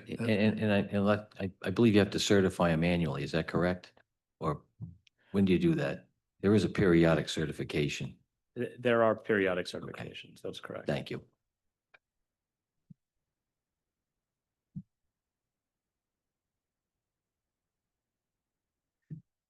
Any other questions about the south lot, before we move on to the north? I'll just say Sure. one thing that will apply to both, just to cap off some of the infrastructure summary. So as I mentioned, obviously Portsmouth is 100% on-site wastewater systems for each property. There's been prior testing here on this site, official testing with DEM for soil and water table. Unfortunately, a lot of that was a random test. It was not based on, certainly not based on this design. but we did not have testing in our target leach field area, so we are slated to go back out with DEM the end of this month to do testing for both lots. So I just wanted to make the board aware of that. So moving over to the north lot, once again, some existing conditions. This property is comprised of two parcels that are in common ownership. The total parcel is a little over 30,000 square feet. As was mentioned, we have one access point, which will be off of Sprague, that will immediately enter the parking area. We are providing 17 parking spaces for this development. This was discussed in the TRC and with Leah and her staff kind of pre-app, but in terms of the affordable housing parking requirements and the multifamily parking requirements in the ordinance, what we're proposing would not meet that. But there is also an IDE standard, which is very practical, widely accepted. I believe it was applied on the church community housing project that's currently under construction. Applying that standard, this would meet the parking with excess parking. So I just wanted to make note of that. One thing that's very different about this site compared to the other one, and it's probably very obvious to all the board members, is this is more of a redevelopment, although there was prior development on the south lot. We're treating it as if it's, a vacant parcel, a ground up project, which essentially it is. This is going to require some demo of an existing building. The site is essentially, it's like 90% paved. So our stormwater management system does not need as much, is not as robust as it is on the south property. We are mitigating. As a matter of fact, we don't have a structural system here at all. This is all LID. It's going to be offset with considerable green space and modest practices that are primarily landscaped. Again, utilities here, public water, gas, electric, and on-site wastewater treatment system. Just as I mentioned before, there's prior testing on this site, record testing with DEM, but not in our target areas for our leach fields. So along with the south lot, we're having to go over here and test in our desired leach field areas.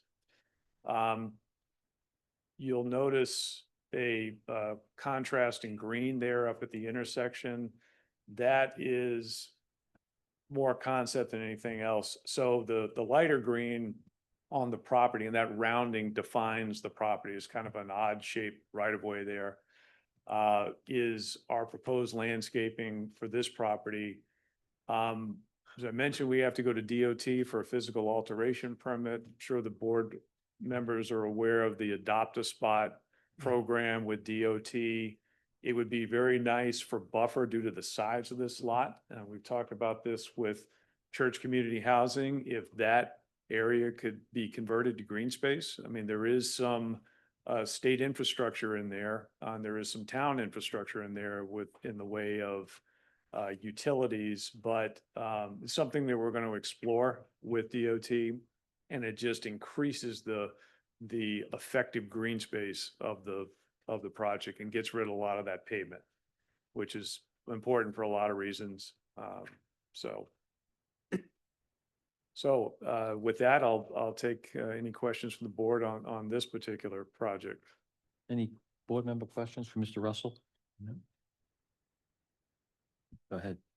So, thank you. On this north lot, one thing I guess I found interesting, and, I think a petition like this where we're reducing our deficit of affordable housing is going to get a lot of favorable response towards maybe different variances and things that are required. But this north lot seemed a little different than the south, in that the south lot parking seems to meet the LMI numbers, And you look at that relative to the number of bedrooms and anything. And then this side seems drastically lower.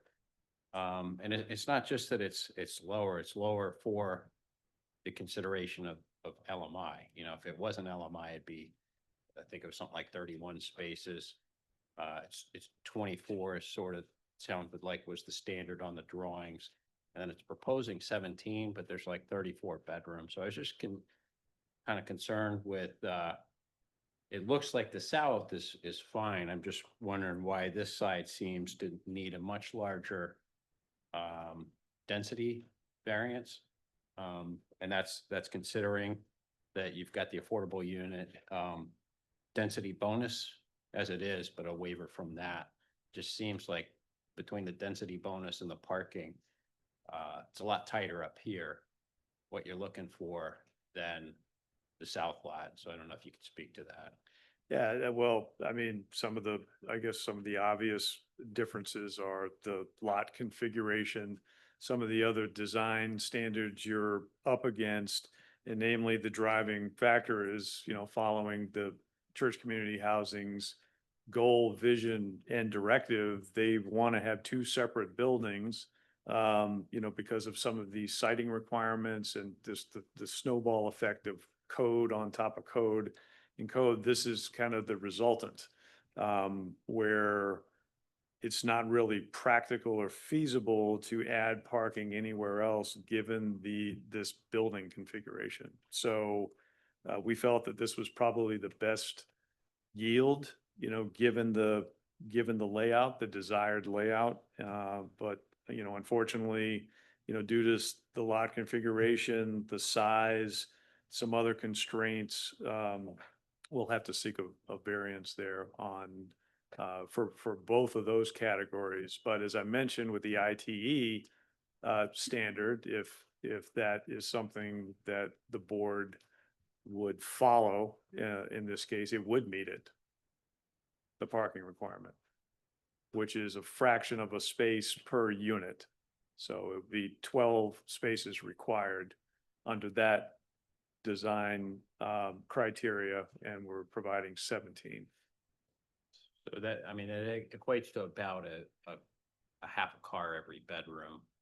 Maybe that's appropriate. It just was interesting to me that the south lot does a great job filling that. It just, why are we've got like a 28,000 square foot density variance and the much lower parking relative. So I'm imagining, you know, parking being tight up there, whatever families and people are living in the south lot or in the north are maybe sometimes going to have to park to the south, and they're not going to come way over to the crosswalk. They're going to cut right across Sprague Street. I'm speculating a bit, but it just surprised me, I guess, that the variance you're seeking on the south lot seemed reasonable as well, and the parking was 100% compliant. So it was just surprising to see the north lot, you're really pushing those numbers. Yeah, I just think of all the things that you're trying to accomplish here, and ask for the least amount of variances as possible, the least amount of relief. This is kind of what you're left with. I mean, believe me, we try, you know, 8 ways from Sunday to try and, you know, working around the pro forma here to get as much parking as we can. But there are multiple constraints here that we have. So it's a give and take all the way around. And I think this is what we're left with. We feel like this was the best case given the proposal on the building.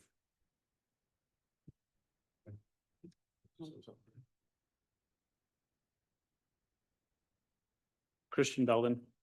I was just going to add that the International Traffic Engineer parking manual that he's referring to is something that we became aware of many years ago, because what we found doing real estate development since 1969 is that the parking requirements that municipalities impose are usually very generic.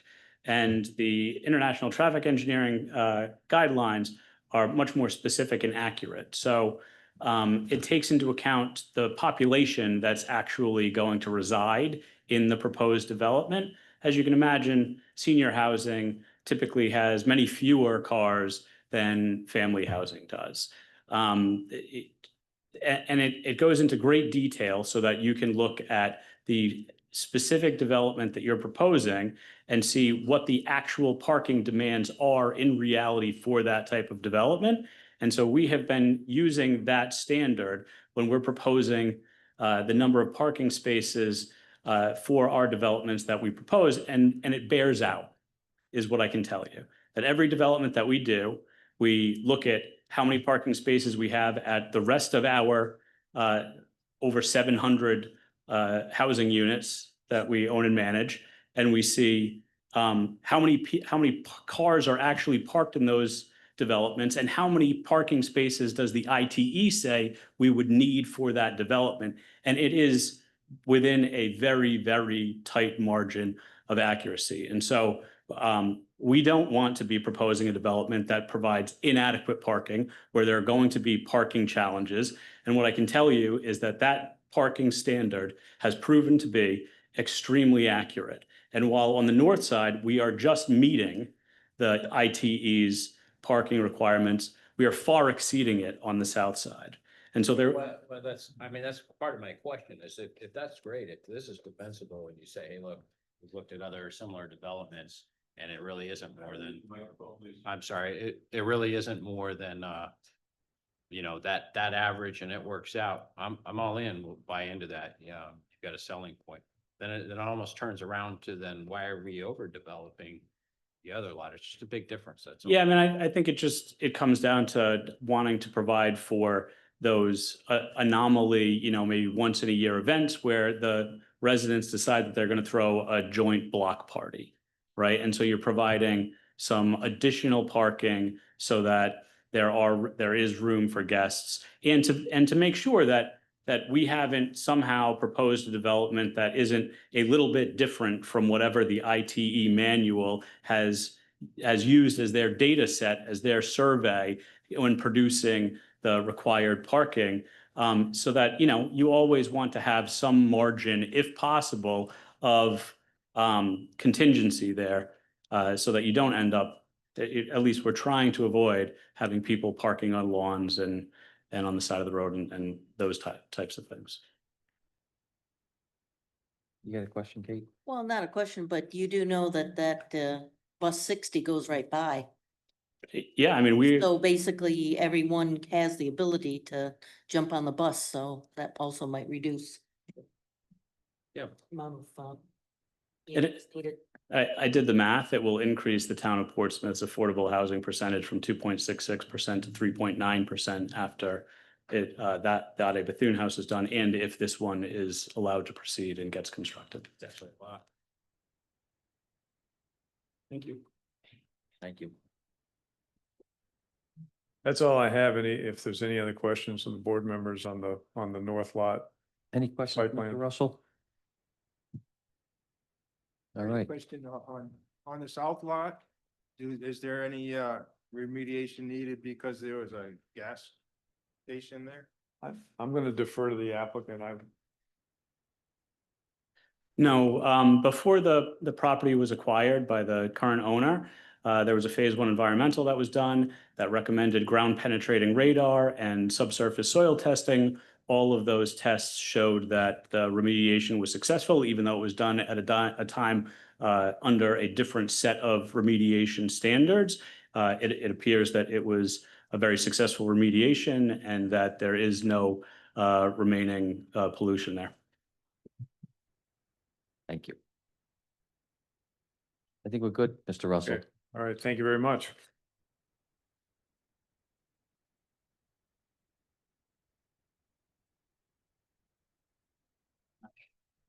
Who do you have next, Mr. Belden?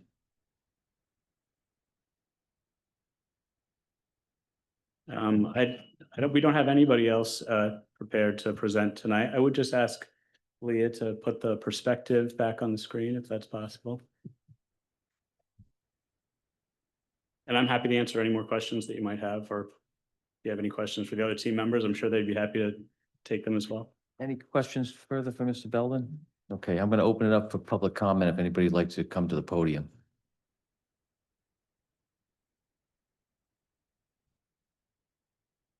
Is there anybody online? Oh, please, ma'am. Just your name and address for the record, please. Good evening, Mary Ellen Martin, 21 Massachusetts Boulevard here in Portsmouth. Thank you for allowing me to speak. Before the board makes any decisions, I ask that you very carefully consider everything that's at play here. I haven't heard of any comprehensive traffic study, infrastructure impact assessment.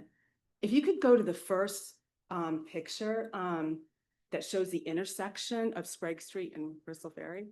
That picture is extremely misleading. I don't know what time of day it was taken, maybe a Sunday morning at 6:00 a.m. That intersection every day, Monday through Friday, from 6 a.m. to at least 11 or 12 a.m. is complete gridlock heading into Newport. Going over the Mount Hope Bridge, merging into Bristol Ferry onto Turnpike, some traffic turns to the 114 corridor and continues on, and additional traffic heads into Newport. As mentioned, Church Community is already developing a 54-unit senior affordable housing less than a block away from this proposed development. That 54-unit development is anywhere, I believe, from 1 to 2 to 3 bedrooms. I think Church Community is underscoring the amount of cars in both developments. The 54 unit is 55 and older. That's what senior housing is. 55 and older, people are still working. There's going to be 1, 2, 3 bedroom apartments.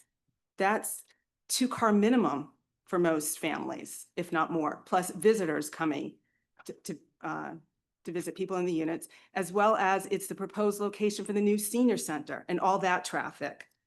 And then you're proposing here, I forget what you said, another 40 units. And within those 40 units, you're proposing 1 to 4 bedroom apartments, condos, and the like. And from his plan, one building will have 29 parking spaces for 25 units. You're going to have a minimum in a 2-bedroom apartment, you're going to have a minimum of 2 to 3 cars. And then with the 3-bedroom units and the 4-bedroom unit, it's going to increase the amount of cars.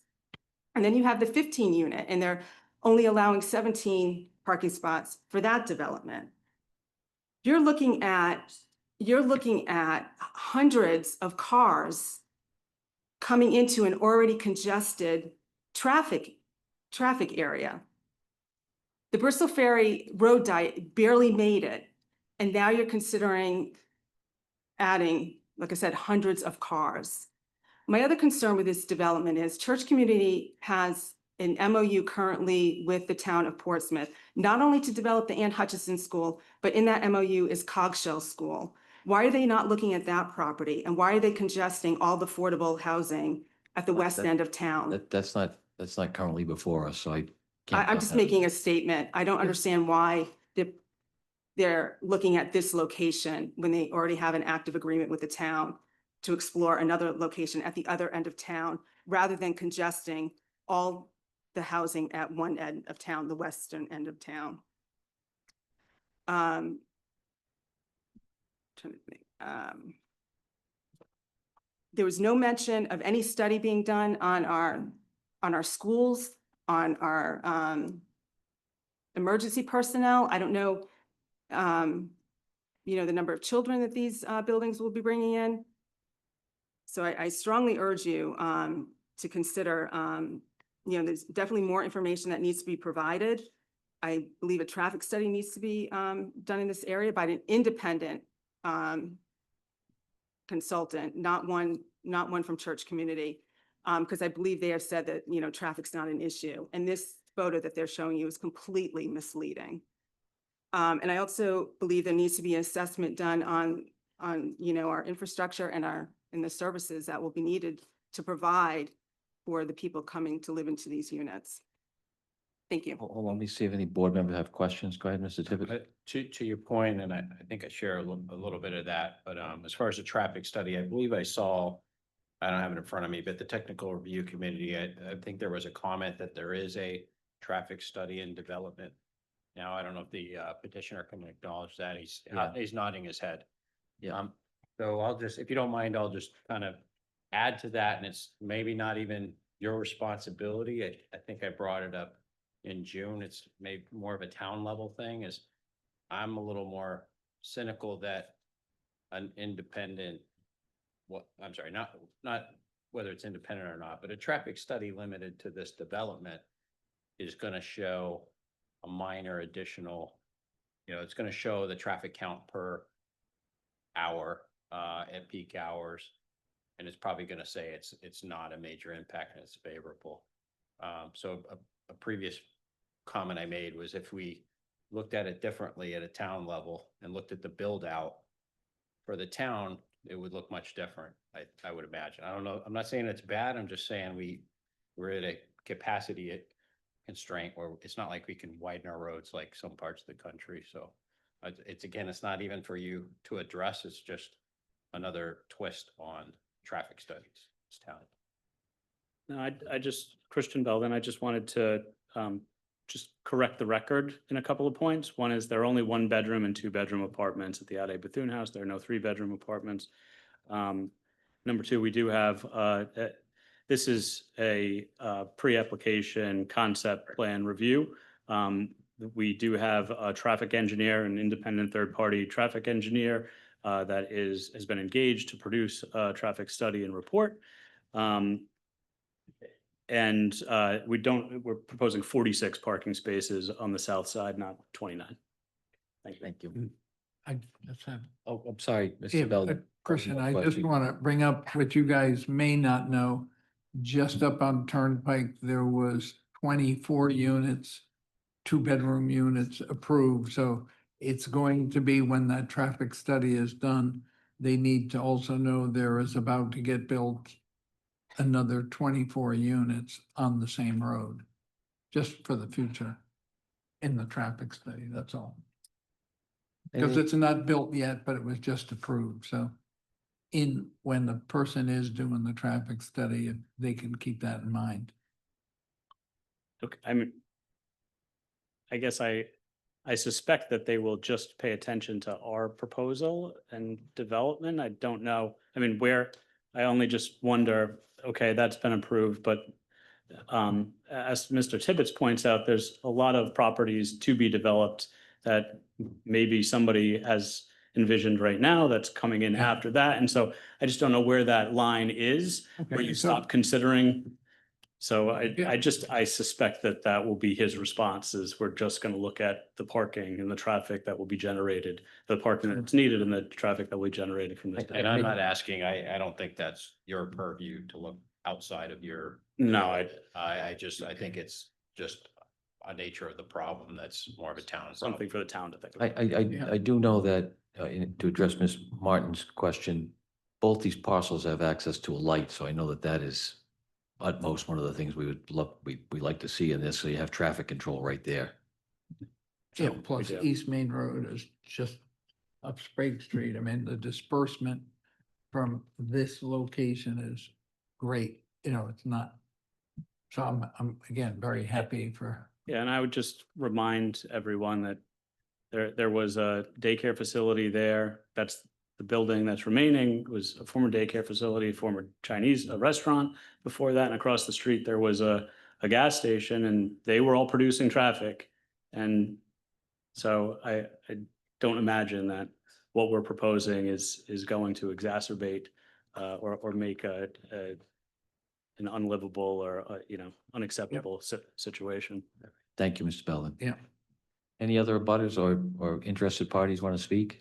I would Please. just say that it's too premature at this point to have a traffic study, an exact count on number of kids that Sure. they would expect to have at a pre-application.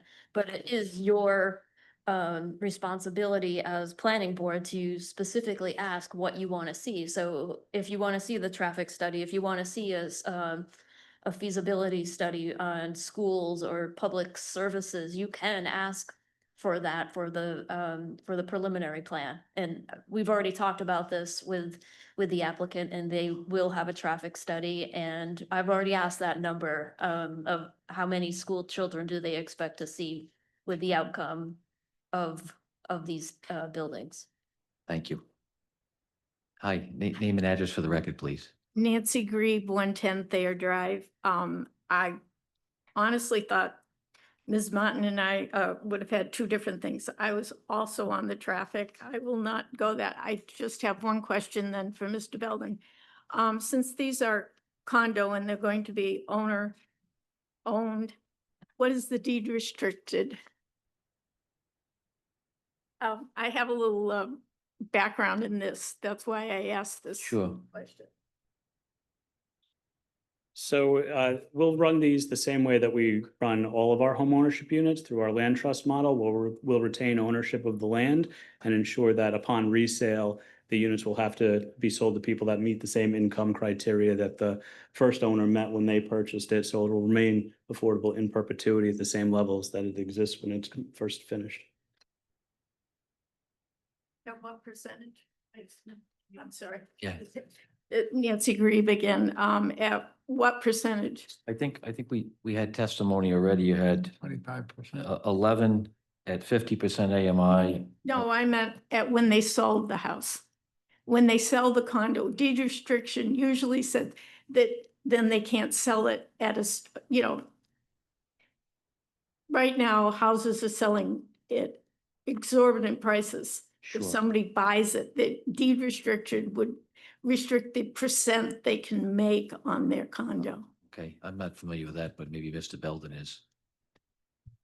Yeah, it's the advantage of how our ground lease model works with our land trust.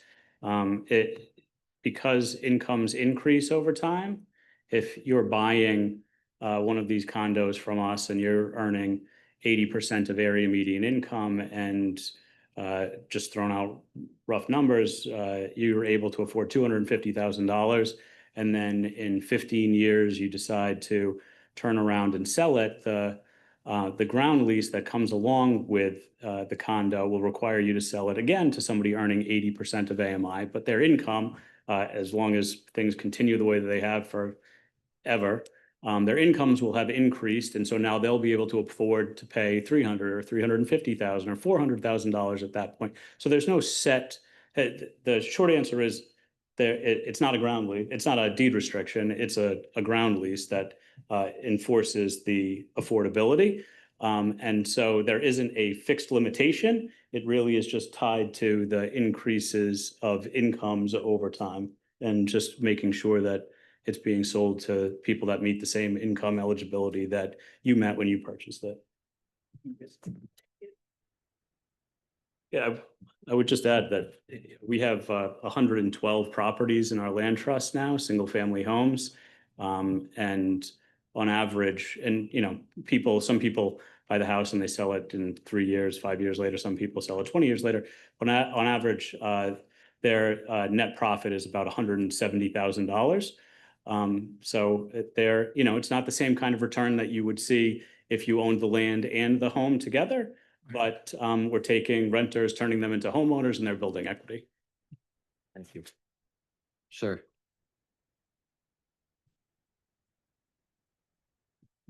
Kevin Fennessy, 2774 East Main Road. My family has been in this town for 150 years. Okay. I've seen a lot happen during my 78 years of living here. And one of the things that I've seen and my family has seen is that the tiny little town of Portsmouth, there was mostly farms as I was growing up, has now turned into a gentrified town. And if you don't believe that, there's a little publication that comes out, I think it's called Aquidneck Island, and they had a listing just recently in their most recent publication. And it showed a number of homes that have been sold in Portsmouth, and I think the number was somewhere around 35 to 40 homes. Of those 35 to 40 homes, they went in chronological order, and the first one was $5.5 million, and the next one was $4.5 million. And the first 22 homes out of that 35, whatever the number was, were all over $1 million. Okay. The town, there is a section of town, and I know we have a comprehensive plan, do we not? Yes, we do. We certainly must, because it's mandated by the state of Rhode Island. I know that because I worked on comprehensive plans in the past. And I wonder how something like this fits into the area of Portsmouth known as Newtown. And there's been, down through the years, some discussion as to where the center of the town of Portsmouth is. The town of Portsmouth center, and I can verify this for you on a number of the older maps of the town back in the 1700s. Newtown is the area of Portsmouth that on the south is bordered by Freeborn Street and Church Lane, going down to the Secundit River, extending along the Secundit River to the end of Child Street on the north and Sprague Street on the north, and continues on the westerly line up Turnpike Avenue. That is the center of the town of Portsmouth. There is almost no land available now in that town center, the historic town center of the town of Portsmouth, that isn't built up. Matter of fact, Ms. Martin, who spoke to you a little bit earlier, she and her family are owners of one of the last 2 parcels of land that are not developed. One is the Cedars Estate, which my family previously owned and now belongs to Scott Donahue of Slate and Copper. The Martin property, which comprises about 5.5 to 6 acres. And the Thurston property, which from what I'm hearing tonight, has been approved for additional development. There are no other pieces of land in Newtown, the historic center of town. We have historic homes. We have, there are 4 churches. There are over 75 businesses in that small area of town, okay? The traffic flow that goes along Turnpike Avenue and goes along the East Main Road in that section is crazy. I don't care who does a traffic study. I live there. When I try to get out my driveway, if it's any time in the morning from, let's say, 6:30, and yes, I may be a little older, but I am up early, or until maybe 10 o'clock. It's a constant stream of traffic. Turnpike Avenue is the same thing. It's incredible. I don't know what's going to happen for the next few days with the closure of the Mount Hope Bridge. But what I am mainly getting at here in kind of a roundabout way, and I apologize if I'm a little long-winded, is that when we're planning and when you folks are planning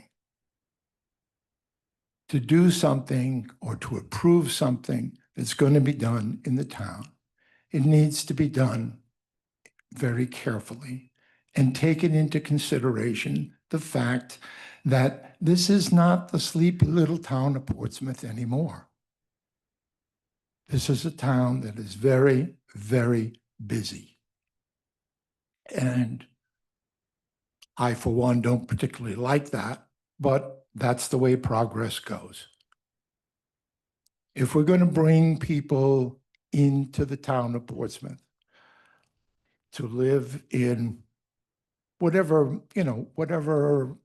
whatever the reason may be, and I'm sure that churches' reasons for doing a business or doing a project like this are to make money. Let's face it, very simply. And they may have an altruistic reason saying that they're going to help the town of Portsmouth meet their 10% goal for affordable housing. Well, there isn't going to be any other place to put affordable housing in the town of Portsmouth, at least not in the Newtown area anyway. So how many people are going to be in these units? How many of those people are going to be utilizing the school? What kind of an impact is there going to be on our services?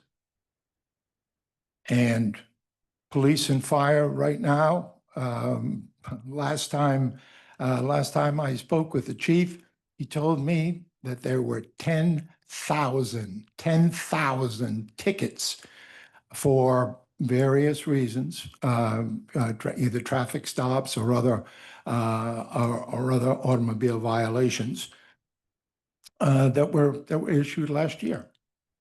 So what does that tell you? That tells you that there are a lot of people going through this town. They may not all live here, but they're going through here. And if we're going to bring people in to live in, whether it's affordable housing or a trailer park or anything else, we need to be doing it very carefully. And I thank you for your indulgence. Good evening. Hold on one second, sir. Is there any questions? Yes. All right, thank you very much. Mhm. Anyone else like to speak on this petition? Lee, is there anybody online? Oh, chat.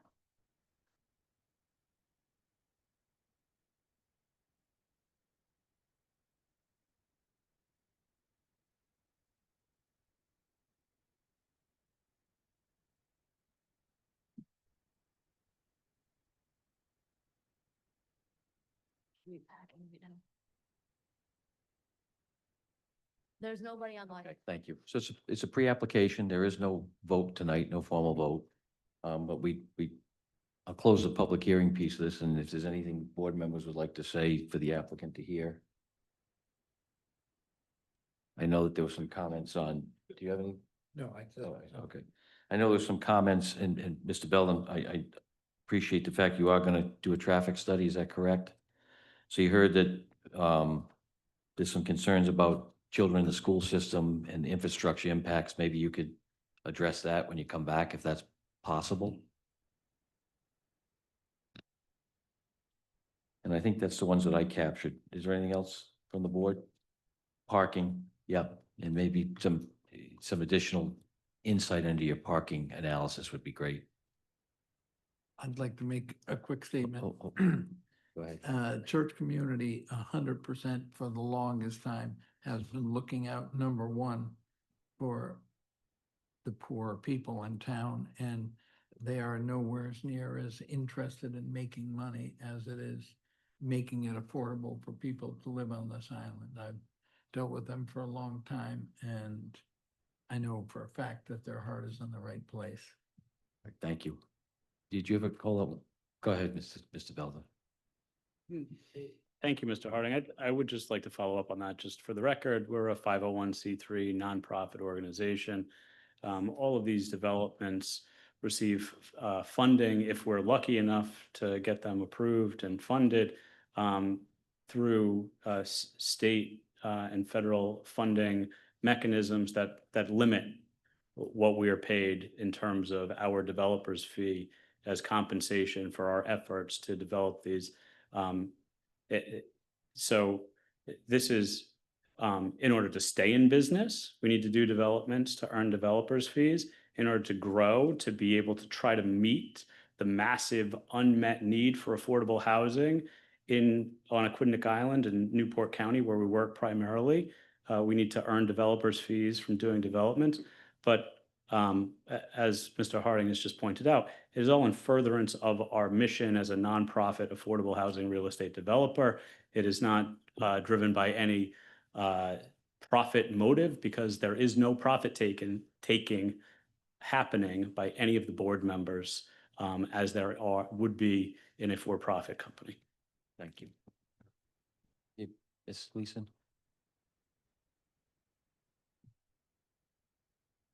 Thank you. I'll be quick. Karen Gleason, 63 Massasoit Avenue, Portsmouth. You mentioned checking on parking, the impact on parking, schools. I wanted to make sure that you include, in case I missed it, police and fire. I said infrastructure, but thank you for that clarification. Yeah, All right. absolutely. You mentioned bus 60. Just so you know, there's a lot of issues with the buses, ripped up, extreme issues. So I don't want anyone here think, oh, don't worry about the parking because they can always use the bus. I don't really think that's really going to happen. But that's just me. So you might want to take a ride to Providence, back Newport, and before you make this big decision, if you're including that in the parking situation. The other thing I will tell you, that my feeling, I'm going to ask that you deny this after you've heard everything. I'm an old townie, and I wanted to protect the rural character of this town, and I don't think that applies to this town. That's the way I feel. Thank you. Thank you. Any other comments, concerns? This is also a comprehensive permit application, just so you know. Understand. Any other board member comments, questions? Okay, I'm going to close this petition and we're going to adjourn that piece and move over to the town planner report. Thank you.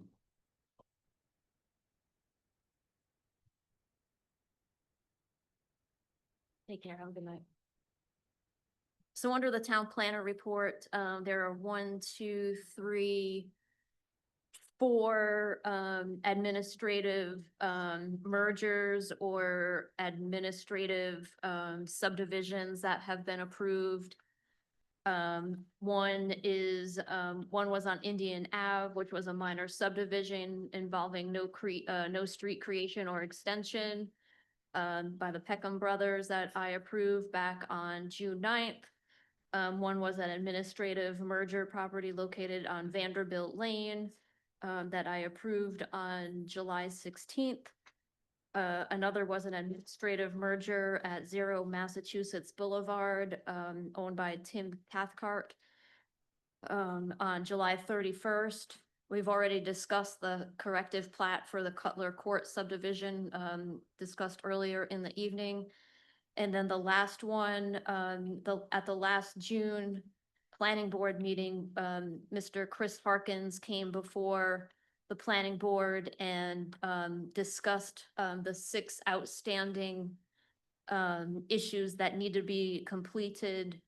And he said that he would have most of them done by September, and he would provide a progress report for the August meeting. I emailed him along with our legal counsel and our DPW staff and have received nothing. And our DPW staff had actually gone to the Elm Street Portsmouth Heights subdivision and said nothing has been done. Okay. So what would you suggest our next step is? Do we have to wait for the September meeting or put it on notice and have him appear before us again? I'll email him again to have him appear before the September Okay. meeting. Okay, And then we'll make a decision then, if attorney. I would only add that we should reach out to the bonding company and start not any process without, Sure. Some future review, but at least getting Leah and I up to speed as to where that is and what we have to do to start exercising our rights under Sounds the good. bond. okay. Anything else, Leah? That's it from my monthly report. Okay. That's a continuation from first over here. Yeah. Okay, gonna adjourn, move for adjournment? Motion to adjourn, Kate seconded, all in favor, say aye. Aye, we're adjourned. September 11th. What's the word? Very nice job. I'm not here. You waited all that time. Can you sign on virtually? Yeah, I'm right in Redwood Farms. I'm right around the corner. You're in the east, right? Yeah. Yeah, I'm right down on Milco's down there. Oh, okay. Yeah, so it's, I mean, it's got a new battery in it, it's got new blades on it, it starts right up, it's just, you know, I had to replace the motor in it probably 6 years ago, maybe, and I barely missed it. My other gun here. Yeah, exactly. Oh, God.